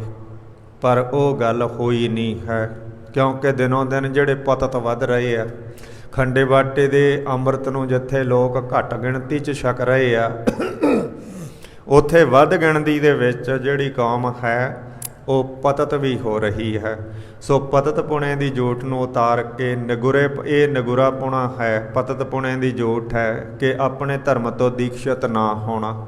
ਸੋ ਜਿਹੜੇ ਜਿਹੜੇ ਦੀਕਸ਼ਿਤ ਹੁੰਦੇ ਹਨ ਉਹ ਗੁਰੂ ਕੇ ਜਹਾਜ਼ ਬੇੜੇ ਤੇ ਚੜ੍ਹ ਜਾਂਦੇ ਹਨ। ਬੇਦੀਕਸ਼ਿਤ ਹੋਇਆਂ ਨਗੁਰਿਆਂ ਦਾ 100 ਕਰਮ, ਉਹ 100 ਵਾਰ ਸੇਵਾ ਕਰਨ। ਅਤੇ ਜਿਹੜਾ ਰਹਿਤ ਦੇ ਵਿੱਚ ਪ੍ਰਪੱਕ ਅੰਮ੍ਰਿਤਧਾਰੀ ਹੈ, ਨਿਤਨੇਮੀ ਗੁਰਸਿੱਖ ਹੈ, ਉਹ ਇੱਕ ਵਾਰੀ ਇੱਕ ਕਰਮ ਸੇਵਾ ਦਾ ਕਰੇ ਤਾਂ 99 ਦਾ ਫਲ ਉਹਨੂੰ ਉੱਦਾਂ ਹੀ ਖਾਤੇ 'ਚ ਜੁੜ ਜਾਂਦਾ ਹੈ। ਇੰਨਾ ਜਿਹੜਾ ਅੰਮ੍ਰਿਤ ਛਕਣ ਦਾ ਸੱਚੇ ਪਾਤਸ਼ਾਹ ਮਹਾਰਾਜ ਜੀ ਨੇ ਕਿਰਪਾ ਕਰਕੇ ਇਹ ਬਖਸ਼ਿਸ਼ ਕੀਤੀ ਹੈ, ਇਹ ਜਿਹੜਾ ਮਹੱਤਵ ਦੱਸਿਆ ਹੈ। ਸੋ ਐਸਾ ਮਹੱਤਵ ਵਾਲਾ ਅੰਮ੍ਰਿਤ ਹੁਣ ਜਿਹੜੀ ਵਿਸਾਖੀ ਹੈ, ਪਹਿਲਾਂ ਤਾਂ ਨਨਕਾਣਾ ਸਾਹਿਬ, ਪੰਜਾ ਸਾਹਿਬ ਮਨਾਈ ਜਾਂਦੀ ਹੈ, ਪਹਿਲਾਂ ਤੋਂ ਉੱਥੇ ਮਨਾਈ ਜਾਂਦੀ ਹੈ। ਦੂਜੇ ਥਾਂ 'ਤੇ ਵਿਸਾਖੀ ਗੋਇੰਦਵਾਲ ਸਾਹਿਬ ਵਿਖੇ 13 ਅਪ੍ਰੈਲ ਨੂੰ ਮਨਾਈ ਜਾਂਦੀ ਹੈ। ਤੀਜੇ ਥਾਂ 'ਤੇ ਤਰਨਤਾਰਨ ਸਾਹਿਬ ਵਿਖੇ ਵਿਸਾਖੀ ਹੈ ਜਿਹੜੀ ਮਨਾਈ ਜਾਂਦੀ ਹੈ। ਚੌਥੇ ਥਾਂ 'ਤੇ ਖਡੂਰ ਸਾਹਿਬ ਵਿਖੇ ਵਿਸਾਖੀ ਦਾ ਤਿਉਹਾਰ ਜਿਹੜਾ ਭਰਦਾ ਹੈ। ਇਸ ਤਰ੍ਹਾਂ ਨਾਲ ਵਿਸਾਖੀ ਅੰਮ੍ਰਿਤਸਰ ਸਾਹਿਬ ਵਿਖੇ ਵਿਸ਼ੇਸ਼ ਕਰਕੇ ਕੱਲ੍ਹ ਵੀ ਦੱਸਿਆ ਮਨਾਈ ਜਾਂਦੀ ਹੈ। ਹੋਰ ਵੀ ਸ਼ਹੀਦੀ ਸਾਕੇ ਦੇ ਨਾਲ ਜੁੜੇ ਹੋਏ ਹਨ। ਫਿਰ ਵਿਸਾਖੀ ਦਾ ਤਿਉਹਾਰ ਹੈ ਜੋ ਖਾਲਸਾ ਪੰਥ ਦਾ ਸਾਜਨਾ ਦਿਵਸ, ਇਹ ਖਾਸ ਕਰਕੇ ਸ਼੍ਰੀ ਅਨੰਦਪੁਰ ਸਾਹਿਬ ਵਿਖੇ, ਕਿਉਂਕਿ ਪਹਿਲੀ ਵਾਰ ਉੱਥੇ ਸੱਚੇ ਪਾਤਸ਼ਾਹ ਮਹਾਰਾਜ ਜੀ ਨੇ ਅੰਮ੍ਰਿਤ ਛਕਾਉਣਾ ਕੀਤਾ, ਮਨਾਇਆ ਜਾਂਦਾ ਹੈ। ਸੋ ਦੂਜੀ ਵਾਰ ਸਤਿਗੁਰੂ ਸੱਚੇ ਪਾਤਸ਼ਾਹ ਮਹਾਰਾਜ ਜਦੋਂ ਅੰਮ੍ਰਿਤ ਛਕਾ ਹਟੇ, 1699 'ਚ ਅੰਮ੍ਰਿਤ ਛਕਾਇਆ। 1700 ਸਨ ਦੇ ਵਿੱਚ ਮਹਾਰਾਜ ਜੀ ਨੇ ਹੋਲੇ ਮਹੱਲੇ ਦੀ ਪਰੰਪਰਾ ਕਾਇਮ ਕੀਤੀ। ਆਪਾਂ ਪਿੱਛੇ ਸਰਵਣ ਕੀਤਾ 1700 ਸਨ ਦੇ ਵਿੱਚ। ਅਤੇ ਇਸ ਤਰ੍ਹਾਂ 1700 ਸਨ ਦੇ ਵਿੱਚ ਹੋਲਾ ਮਹੱਲਾ ਪਰੰਪਰਾ ਕਾਇਮ ਕਰਨ ਤੋਂ ਬਾਅਦ ਸਤਿਗੁਰੂ ਸਾਹਿਬ ਜੀ ਨੂੰ ਬਸ ਅੰਮ੍ਰਿਤ ਛਕਾਉਣ ਤੋਂ ਇਹ 1.5 ਸਾਲ ਦੇ ਵਕਫੇ ਦੇ ਵਿੱਚ ਹੀ ਅਨੰਦਪੁਰ ਸਾਹਿਬ ਛੱਡਣਾ ਪੈ ਗਿਆ। ਬਹੁਤਾ ਸਮਾਂ ਨਹੀਂ ਪ੍ਰਾਪਤ ਹੋਇਆ ਬਾਅਦ ਦੇ ਵਿੱਚ ਅਨੰਦਪੁਰ ਸਾਹਿਬ ਰਹਿਣ ਦਾ। ਖਾਲਸੇ ਨੂੰ ਸਜਾ ਕੇ ਹੋਲੇ ਮਹੱਲੇ ਦੀ ਪਰੰਪਰਾ ਨੂੰ ਕਾਇਮ ਕਰਕੇ ਮਹਾਰਾਜ ਜੀ ਨੂੰ ਅਨੰਦਪੁਰ 'ਚ ਬਸ ਸਾਲਕ ਦਾ ਸਮਾਂ ਮਸਾਂ ਹੀ ਟਿਕਣਾ ਮਿਲਿਆ ਹੈ। ਉਸ ਤੋਂ ਬਾਅਦ 1 ਸਾਲ ਦਾ ਸਮਾਂ ਸਤਿਗੁਰੂ ਸਾਹਿਬ ਜੀ ਨੂੰ ਅਨੰਦਪੁਰ ਸਾਹਿਬ ਤੋਂ ਛੱਡ ਕੇ ਆਉਂਦਿਆਂ ਜਾਂਦਿਆਂ ਤਲਵੰਡੀ ਸਾਬੋ ਵਿਖੇ ਪਹੁੰਚਣ ਨੂੰ ਲੱਗ ਗਿਆ, ਕਿਉਂਕਿ ਉੱਥੇ 6ਵੇਂ ਅਤੇ 9ਵੇਂ ਗੁਰੂ ਸਾਹਿਬਾਨ ਜੀ ਦੇ ਬਚਨ ਸਨ। ਸੱਤਵੇਂ ਗੁਰੂ ਸਾਹਿਬ ਗੁਰੂ ਹਰਰਾਏ ਸਾਹਿਬ ਜੀ ਬਚਨ ਕਰਕੇ ਆਏ ਸਨ। ਲੱਖੀ ਜੰਗਲ ਦੇ ਇਲਾਕੇ 'ਚ ਵਿਚਰੇ ਸਨ ਕਿ 10ਵੇਂ ਜਾਮੇ ਦੇ ਵਿੱਚ ਆ ਕਰਕੇ ਇੱਥੇ ਵੱਡਾ ਇਕੱਠ ਕਰਾਂਗੇ, ਅੰਮ੍ਰਿਤਪਾਨ ਕਰਵਾਵਾਂਗੇ। ਸੋ ਇਸ ਕਰਕੇ ਜਦੋਂ ਸੱਚੇ ਪਾਤਸ਼ਾਹ ਮਹਾਰਾਜ ਅਨੰਦਪੁਰ ਸਾਹਿਬ ਤੋਂ ਪਰਿਵਾਰ ਵਿਛੋੜੇ ਤੋਂ ਬਾਅਦ ਚੱਲਦੇ ਚੱਲਦੇ ਅਨੇਕਾਂ ਨਗਰਾਂ ਵਿੱਚ ਦੀ ਜੋ ਗੁਰੂ ਗੋਬਿੰਦ ਸਿੰਘ ਸਾਹਿਬ ਮਾਰਗ ਬਣਿਆ ਹੋਇਆ ਹੈ, 1977 ਦੇ ਵਿੱਚ ਗਿਆਨੀ ਜੈਲ ਸਿੰਘ ਨੇ ਇਹ ਅਨੰਦਪੁਰ ਸਾਹਿਬ ਤੋਂ 76-77 ਦੇ ਵਿੱਚ ਗੁਰੂ ਗੋਬਿੰਦ ਸਿੰਘ ਮਾਰਗ ਜਿੱਧਰ ਜਿੱਧਰ ਦੀ ਗਏ ਉਹਨਾਂ ਪਿੰਡਾਂ ਰਾਸਤੇ ਦੁਆਰੇ ਕੱਢਿਆ ਜੋ 540 ਕਿਲੋਮੀਟਰ ਹੈ।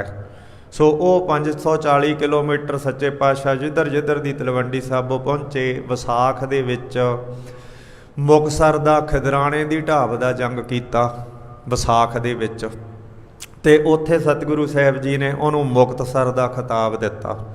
ਇਸ ਤਰ੍ਹਾਂ ਸਾਹਿਬ ਸੱਚੇ ਪਾਤਸ਼ਾਹ ਮਹਾਰਾਜ ਅੱਗੇ ਵਿਚਰਦੇ ਵਿਚਰਾਉਂਦੇ ਬਠਿੰਡੇ ਆ ਕਰਕੇ ਰੁਕੇ। ਬਠਿੰਡੇ ਤੋਂ ਅੱਗੇ ਸਤਿਗੁਰੂ ਸੱਚੇ ਪਾਤਸ਼ਾਹ ਮਹਾਰਾਜ ਜੀ ਜਿਸ ਵੇਲੇ ਜੱਸੀ ਨਗਰ ਦੇ ਵਿੱਚ ਚੱਲੇ ਤਾਂ ਜੱਸੀ ਨਗਰ ਦੇ ਵਿੱਚ ਆ ਕਰਕੇ ਮਹਾਰਾਜ ਜੀ ਬੈਠੇ। ਸਿੰਘ ਕਹਿਣ ਲੱਗੇ, ਮਹਾਰਾਜ ਸਾਨੂੰ ਤਾਂ ਬਹੁਤ ਭੁੱਖ ਲੱਗੀ ਹੈ।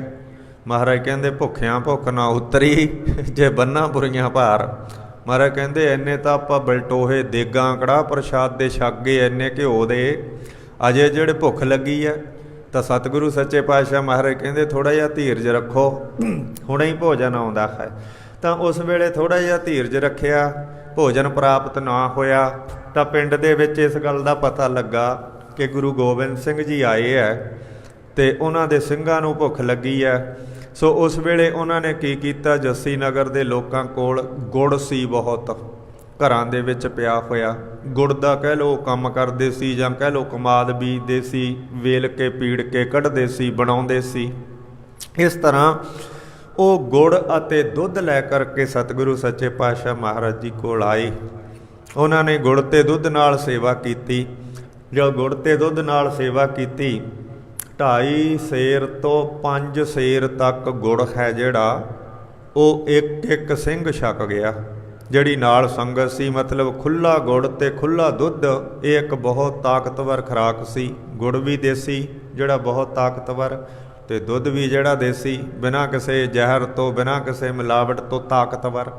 ਅਤੇ ਉਹ ਉਹਨਾਂ ਨੇ ਜਦੋਂ ਛਕ ਕੇ ਨਿਹਾਲ ਹੋ ਗਏ ਤਾਂ ਸਤਿਗੁਰੂ ਸੱਚੇ ਪਾਤਸ਼ਾਹ ਮਹਾਰਾਜ ਜੀ ਨੂੰ ਵੀ ਉਹਨਾਂ ਨੇ ਗੁੜ ਅਤੇ ਦੁੱਧ ਸੀ ਜਿਹੜਾ ਛਕਾਇਆ। ਬੇਨਤੀ ਥਾਲ ਭਰ ਕੇ ਮਹਾਰਾਜ ਜੀ ਨੂੰ ਕਹਿਣ ਲੱਗੇ, ਮਹਾਰਾਜ ਜੀ ਤੁਸੀਂ ਵੀ ਇਹ। ਮਹਾਰਾਜ ਕਹਿੰਦੇ, ਮੈਂ ਇੰਨਾ ਨਹੀਂ ਖਾ ਸਕਦਾ ਜਿੰਨਾ ਇਹ ਖਾ ਗਏ ਹਨ। ਕੋਈ 5 ਕਿੱਲੋ ਖਾ ਗਿਆ, ਕੋਈ 2.5 ਕਿੱਲੋ ਖਾ ਗਿਆ, ਮੈਂ ਇੰਨਾ ਗੁੜ ਨਹੀਂ ਖਾ ਸਕਦਾ। ਉਹ ਕਹਿੰਦੇ, ਫਿਰ ਵੀ ਮਹਾਰਾਜ ਤੁਸੀਂ ਥਾਲ ਦੇ ਵਿੱਚੋਂ ਜਿੰਨਾ, ਉਹ ਫਿਰ ਵੀ ਮਹਾਰਾਜ ਜੀ ਨੇ ਪਾਈਆ ਅੱਧ ਸੇਰ ਜਿੰਨਾ ਛਕ ਸਕਦੇ ਸੀ, ਉਹਨਾਂ ਸੱਚੇ ਪਾਤਸ਼ਾਹ ਮਹਾਰਾਜ ਜੀ ਨੇ ਜਿਹੜਾ ਉੱਥੇ ਗੁੜ ਛਕਿਆ। ਗੁੜ ਛਕ ਕੇ ਅਤੇ ਬਾਟਾ ਜਿਹੜਾ ਦੁੱਧ ਦਾ ਛਕਿਆ। ਤਾਂ ਫਿਰ ਮਹਾਰਾਜ ਜੀ ਨੇ ਪ੍ਰਸੰਨ, ਇੰਨਾ ਗੁੜ ਕਦੇ ਪਹਿਲਾਂ ਗੁਰੂ ਗੋਬਿੰਦ ਸਿੰਘ ਜੀ ਨੇ ਨਹੀਂ ਖਾਧਾ ਹੋਣਾ। ਖਾਧਾ ਤਾਂ ਹੋਊਗਾ, ਉਹਨਾਂ ਨੂੰ ਕੀ ਘਾਟਾ ਸੀ, ਪਰ ਇਸ ਤਰ੍ਹਾਂ ਉਹਨਾਂ ਨੇ ਗੁੜ ਦੁੱਧ ਦੇ ਨਾਲ ਅੱਧਾ ਸੇਰ ਕਦੇ ਪਹਿਲੀ ਵਾਰ ਮਤਲਬ ਖਾਧਾ ਹੋਣਾ ਹੈ। ਤਾਂ ਇਸ ਤਰ੍ਹਾਂ ਸਾਹਿਬ ਜੀ ਨੇ ਜਦੋਂ ਗੁੜ ਛਕਿਆ, ਦੁੱਧ ਛਕਿਆ, ਤਾਂ ਪ੍ਰਸੰਨ ਹੋ ਕਰਕੇ ਕਹਿਣ ਲੱਗੇ, ਜੱਸੀ ਆਏ ਚੱਲੇ ਗੁੜ ਖਾਏ ਚੱਲੇ, ਜੱਸੀ ਆਏ ਚੱਲੇ ਗੁੜ ਖਾਏ ਚੱਲੇ। ਉੱਥੇ ਅੱਜ ਤੱਕ ਮਹਾਰਾਜ ਜੀ ਦੇ ਬਚਨ ਦੇ ਅਨੁਸਾਰ ਜਿਹੜਾ ਗੁੜ ਦੇ ਨਾਲ ਦੁੱਧ ਛਕਾਇਆ ਜਾਂਦਾ। ਜਦੋਂ ਵੀ ਕੋਈ ਦਰਸ਼ਨ ਕਰਨ ਵਾਸਤੇ ਜਾਂਦਾ, ਦਰਸ਼ਨ 2 ਸਥਾਨ ਬਣੇ ਹੋਏ ਆ। ਸੋ ਉੱਥੇ ਜਿਹੜਾ ਗੁੜ ਦੇ ਨਾਲ ਉਹ ਦੁੱਧ ਦੀ ਸੇਵਾ ਮਹਾਰਾਜ ਜੀ ਦੀ ਯਾਦ ਦੇ ਵਿੱਚ ਕਰਦੇ ਹਨ। ਉੱਥੇ ਜੱਸੀ ਨਗਰ ਹੀ ਸਤਿਗੁਰੂ ਸੱਚੇ ਪਾਤਸ਼ਾਹ ਮਹਾਰਾਜ ਜੀ ਨੂੰ ਸਾਬੋ ਕਿਆਂ ਸਰਦਾਰਾਂ ਦਾ ਜਿਹੜਾ ਮੁਖੀ ਸੀ ਡੱਲ ਸਿੰਘ, ਕਿਉਂਕਿ ਪਹਿਲਾਂ ਵੀ ਦੱਸਿਆ ਕਈ ਬਰਾੜ, ਸਿੱਧੂ, ਔਲਖ, ਗਰੇਵਾਲ, ਸੇਖੋਂ, ਭੁੱਲਰ, ਗਿੱਲ, ਇਹ ਪਹਿਲਾਂ ਅੱਧੇ ਬਹੁਤ ਜ਼ਿਆਦਾ ਮੁਸਲਮਾਨ ਸਨ। ਅੱਧੇ ਹਿੰਦੂ ਸਨ, ਅੱਧੇ ਮੁਸਲਮਾਨ ਸਨ, ਕੋਈ ਬੋਧੀ ਸਨ। ਇਹ ਤਾਂ ਜਿਵੇਂ ਜਿਵੇਂ ਮਹਾਰਾਜ ਜੀ ਦੀ ਸੰਗਤ ਹੋਈ, ਫਿਰ ਇਹਨਾਂ ਗੋਤਾਂ ਦੇ ਵਿੱਚੋਂ ਜਿਹੜੇ ਲੋਕ ਸੀ, ਜ਼ਿਮੀਂਦਾਰ ਸੀ, ਉਹ ਸਿੱਖੀ ਦੇ ਨਾਲ ਜੁੜ ਕੇ ਸਿੱਖ ਹੋਏ। ਤਾਂ ਇਹ ਜਿਹੜੇ ਸਾਬੋ ਕੇ ਸਰਦਾਰ ਸਨ, ਇਹਨਾਂ ਦੇ ਵਿੱਚ ਵੀ ਅੱਧੇ ਜਿਹੜੇ ਮੁਸਲਮਾਨ ਸਨ, ਉਹਨਾਂ ਦੇ ਨਾਂ ਵੀ ਮੁਸਲਮਾਨਾਂ ਵਾਲੇ ਆਉਂਦੇ ਆ, ਸਲੀਮ ਸ਼ਾਹ, ਪੀਰੇ ਸ਼ਾਹ ਆਦਿ।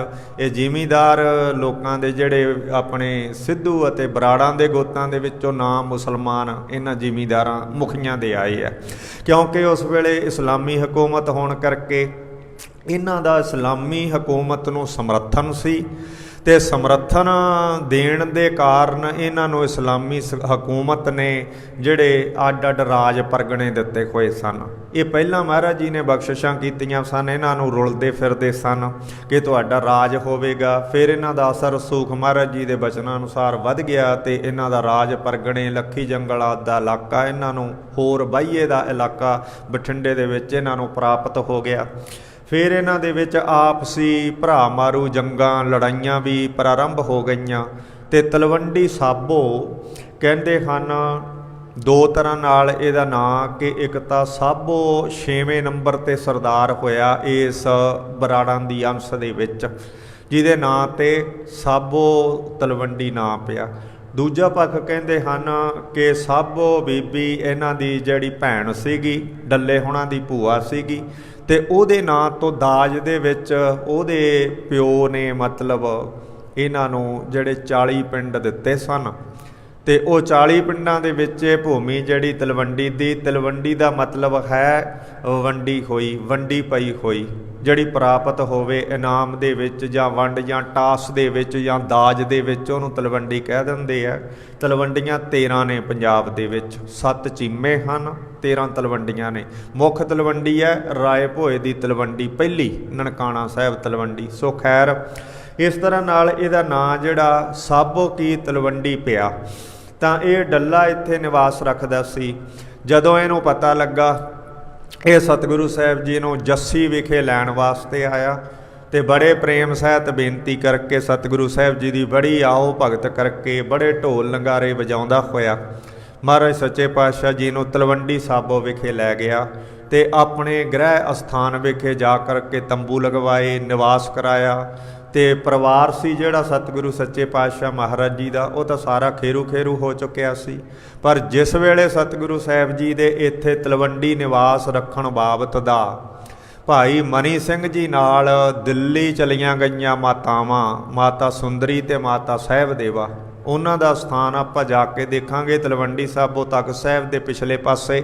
ਹੁਣ ਉਹਨੂੰ ਪਿਛਲਾ ਪਾਸਾ ਕਹਿੰਦੇ ਆ, ਪਰ 1930 40 50ਵਿਆਂ ਦੇ ਵਿੱਚ ਉਹ ਜਿਹੜਾ ਤਖਤ ਦਾ ਮੁੱਖ ਮੂੰਹ ਵਾਲਾ ਪਾਸਾ ਉਧਰ ਨੂੰ ਮੂੰਹ ਹੁੰਦਾ ਸੀ ਤਖਤ ਦਾ। ਇਹ ਤਾਂ ਫਿਰ 1970 ਤੋਂ ਬਾਅਦ ਜਿਹੜੀ ਸੇਵਾ ਹੋਈ ਉਸ ਦੇ ਵਿੱਚ ਤਖਤ ਦਮਦਮਾ ਸਾਹਿਬ ਦਾ ਜਿਹੜਾ ਮੂੰਹ ਹੈ ਉਹ ਆਪਾਂ ਜਿੱਧਰ ਦੀ ਹੁਣ ਮੁੱਖ ਡਿਓੜੀ ਵੱਲ ਦੀ ਜਾਂਦੇ ਆ ਉਧਰਲੇ ਪਾਸੇ ਬੱਸ ਅੱਡੇ ਵਾਲੇ ਪਾਸੇ ਕਰ ਦਿੱਤਾ। ਪਹਿਲਾਂ ਜਿਹੜਾ ਤਖਤ ਦਾ ਮੂੰਹ ਸੀ ਉਹ 9ਵੇਂ ਪਾਤਸ਼ਾਹ ਗੁਰੂ ਤੇਗ ਬਹਾਦਰ ਸਾਹਿਬ ਦਾ ਪਿੱਛੇ ਸਥਾਨ ਹੈ ਨਾ, ਉਹਦੇ ਵੱਲ ਨੂੰ ਪਹਿਲਾਂ ਮਸਤੂਆਣੇ ਬੁੰਗੇ ਵੱਲ ਨੂੰ ਮੂੰਹ ਹੁੰਦਾ ਸੀ ਤਖਤ ਦਾ। ਤਾਂ ਇਸ ਤਰ੍ਹਾਂ ਸਤਿਗੁਰੂ ਸੱਚੇ ਪਾਤਸ਼ਾਹ ਮਹਾਰਾਜ ਜੀ ਦੇ ਆਉਣ ਬੈਠਣ ਦਾ ਜਦੋਂ ਦਿੱਲੀ ਦੇ ਵਿੱਚ ਖਬਰ ਪਹੁੰਚੀ ਤਾਂ ਉਹ ਮਾਤਾਵਾਂ ਸੁੰਦਰੀ, ਮਾਤਾ ਸਾਹਿਬ ਦੇਵਾ, ਭਾਈ ਮਨੀ ਸਿੰਘ ਜੀ ਦੀ ਅਗਵਾਈ ਦੇ ਵਿੱਚ ਦਿੱਲੀ ਤੋਂ ਪਾਲਕੀਆਂ ਦੇ ਵਿੱਚ ਬੈਠ ਕਰਕੇ ਤਲਵੰਡੀ ਸਾਬੋ ਆਈਆਂ ਤੇ ਤਲਵੰਡੀ ਸਾਬੋ ਆ ਕਰਕੇ ਜਦੋਂ ਉਹਨਾਂ ਨੇ ਸਤਿਗੁਰੂ ਸੱਚੇ ਪਾਤਸ਼ਾਹ ਮਹਾਰਾਜ ਦੀਵਾਨ ਦੇ ਵਿੱਚ ਬਿਰਾਜਮਾਨ ਦੇਖਿਆ ਤਾਂ ਉਸ ਵੇਲੇ ਕਿਉਂਕਿ ਭਾਈ ਮਨੀ ਸਿੰਘ ਜੀ ਨੇ ਤਾਂ ਦੱਸ ਦਿੱਤਾ ਸੀ ਕਿ ਉੱਥੇ ਹੈ ਬਾਕੀ ਪਰਿਵਾਰ, ਤੇ ਜਦੋਂ ਉਹਨਾਂ ਨੇ ਆ ਕਰਕੇ ਦੀਵਾਨ 'ਚ ਦੇਖਿਆ ਬਈ ਪਰਿਵਾਰ ਤਾਂ ਸੰਗਤ ਬੈਠੀ ਹੈ, ਬੀਬੀਆਂ ਬੈਠੀਆਂ ਨੇ, ਸਿੰਘ ਬੈਠੇ ਨੇ, 5 ਪਿਆਰੇ ਨੇ, ਪਰ ਜਿਹੜੇ ਸਾਹਿਬਜ਼ਾਦੇ ਨੇ ਉਹ ਕੋਈ ਵੀ ਇੱਥੇ ਨਾ ਮਾਤਾ ਗੁਜਰੀ, ਨਾ ਅਜੀਤ ਸਿੰਘ, ਨਾ ਜੁਝਾਰ ਸਿੰਘ, ਨਾ ਜੋਰਾਵਰ ਸਿੰਘ, ਨਾ ਫਤਿਹ ਸਿੰਘ, ਇਹ ਜਿਹੜੇ ਦ੍ਰਿਸ਼ਟੀ ਗੋਚਰ ਨਹੀਂ ਹੋ ਰਹੇ। ਤਾਂ ਉਸ ਵੇਲੇ ਉਹਨਾਂ ਨੇ ਵਿਯੋਗ ਦੇ ਵਿੱਚ ਸਤਿਗੁਰੂ ਸੱਚੇ ਪਾਤਸ਼ਾਹ ਮਹਾਰਾਜ ਜੀ ਨੂੰ ਪੁੱਛਣਾ ਕੀਤਾ। ਜਾ ਕਰਕੇ ਅੱਗੇ ਹੀ ਨਮਸਕਾਰ ਕਰਕੇ ਮਾਤਾਵਾਂ ਸੰਗਤ ਦੇ ਵਿੱਚ ਦੀ ਲੰਘ ਗਈਆਂ। ਗੁਰੂ ਗ੍ਰੰਥ ਸਾਹਿਬ ਜੀ ਦੀ ਬੀੜ ਦਾ ਉੱਚਾ ਪ੍ਰਕਾਸ਼ ਸੀ। ਸਤਿਗੁਰੂ ਸਾਹਿਬ ਜੀ ਬੀੜ ਤੋਂ ਨੀਵੇਂ ਬੈਠਦੇ ਸਨ। ਪੋਥੀ ਪਰਮੇਸ਼ਰ ਕਾ ਥਾਨ ਕਰਕੇ 10 ਗੁਰੂ ਸਾਹਿਬਾਨ ਬੀੜ ਤੋਂ ਨੀਵੀਂ ਚੌਂਕੀ ਲੱਗਦੀ ਸੀ ਉਹਨਾਂ ਦੀ, ਉੱਚੇ ਨਹੀਂ ਕਦੇ ਬੈਠੇ ਬੀੜ ਤੋਂ। ਇਸ ਤਰ੍ਹਾਂ ਜਾ ਕੇ ਜਦੋਂ ਨਮਸਕਾਰ ਕੀਤੀ, ਫਤਿਹ ਬੁਲਾਈ ਅਤੇ ਪੁੱਛਿਆ ਕਿ ਮੇਰੇ ਜਿਹੜੇ ਸਾਹਿਬਜ਼ਾਦੇ ਤੇ ਮੇਰੀ ਸੱਸ ਮਾਂ ਮਾਤਾ ਗੁਜਰੀ ਉਹ ਸਾਰੇ ਮੇਰੇ ਪੁੱਤਰ ਜਿਹੜੇ ਉਹ ਨਹੀਂ ਦਿਖ ਰਹੇ। ਤਾਂ ਉਸ ਵੇਲੇ ਸਤਿਗੁਰੂ ਸਾਹਿਬ ਜੀ ਨੇ ਇਸ ਦਮਦਮਾ ਸਾਹਿਬ ਤਲਵੰਡੀ ਸਥਾਨ 'ਤੇ ਹੀ ਇਹ ਬਚਨ ਕੀਤੇ ਸੀ ਦੀਵਾਨ ਦੇ ਵਿੱਚ ਕਿ ਇਹ ਜਗਤ ਪ੍ਰਸਿੱਧ ਬਚਨ ਹਨ, ਜਗਤ ਪ੍ਰਸਿੱਧ ਇਤਿਹਾਸ ਪ੍ਰਸਿੱਧ, ਇਨ ਪੁੱਤਰਨ ਕੇ ਸੀਸ ਭਾਰੈ। ਨਾਲੇ ਮਹਾਰਾਜ ਨੇ ਇਸ਼ਾਰਾ ਕੀਤਾ ਮਾਤਾਵਾਂ ਦਾ ਵਿਜੋਗ ਅਤੇ ਵਿਰਾਗ ਥੰਮਿਆ ਨਹੀਂ ਸੀ ਜਾਂਦਾ। ਸਤਿਗੁਰੂ ਸਾਹਿਬ ਜੀ ਨੇ ਸੰਗਤ ਵੱਲ, ਇਹ ਲੋਕਾਂ ਵੱਲ ਜਿਹੜੇ ਅੰਮ੍ਰਿਤਧਾਰੀ, ਜਿਹੜੇ ਮਹਾਰਾਜ ਜੀ ਦੇ ਕਹਿਣੇ ਦੇ ਵਿੱਚ ਚੱਲਣ ਵਾਲੇ, ਨਿਤਨੇਮੀ, ਅੰਮ੍ਰਿਤ ਬਾਣੀ ਬਾਣੇ ਨਾਲ ਜੁੜੇ ਹੋਏ, ਜਿਨ੍ਹਾਂ ਨੂੰ ਮਹਾਰਾਜ ਜੀ ਦੇ ਨਾਲ ਪਿਆਰ ਸੀ, ਉਹਨਾਂ ਵਾਸਤੇ ਕਹਿੰਦੇ ਭਾਈ ਅਸੀਂ ਪਿਆਰਿਆਂ ਵਾਸਤੇ ਪਿਆਰੇ ਵਾਰ ਦਿੱਤੇ ਆ। ਗੁਰੂ ਗੋਬਿੰਦ ਸਿੰਘ ਜੀ ਨੇ ਇਹ ਵਚਨ ਕੀਤਾ, ਕਹਿੰਦੇ ਅਸੀਂ ਪਿਆਰਿਆਂ ਵਾਸਤੇ ਪਿਆਰੇ ਵਾਰ ਦਿੱਤੇ ਆ। ਇਨ ਪੁੱਤਰਨ ਕੇ ਸੀਸ ਪਰ ਵਾਰ ਦੀਏ ਸੁਤ ਚਾਰ, ਚਾਰ ਮੂਏ ਤੋਂ ਕਿਆ ਭਇਆ ਜੀਵਤ ਕਈ ਹਜ਼ਾਰ। ਕਿ ਹਜ਼ਾਰਾਂ ਹੀ ਜਾਉਂਦੇ ਨੇ, ਹਜ਼ਾਰਾਂ ਹੀ ਜਾਉਂਦੇ ਰਹਿਣਗੇ। ਜੇ ਚਾਰ ਪੁੱਤਰ ਚਲੇ ਗਏ ਨੇ ਤਾਂ ਇਹ ਸਾਰੇ ਜਿਹੜੇ ਜਿਹੜੇ ਖੰਡੇ ਬਾਟੇ ਦਾ ਅੰਮ੍ਰਿਤ ਛਕ ਲੈਣਗੇ ਉਹ ਮੇਰੇ ਪੁੱਤਰ ਹੀ ਹੋ ਜਾਣਗੇ, ਉਹ ਮੇਰੇ ਪੁੱਤਰ ਹੀ ਹਨ ਜਿਹੜੇ ਖੰਡੇ। ਸੋ ਇਸ ਕਰਕੇ ਭਾਈ ਸਾਨੂੰ ਖੰਡੇ ਦਾ ਅੰਮ੍ਰਿਤ ਛਕਣਾ ਚਾਹੀਦਾ।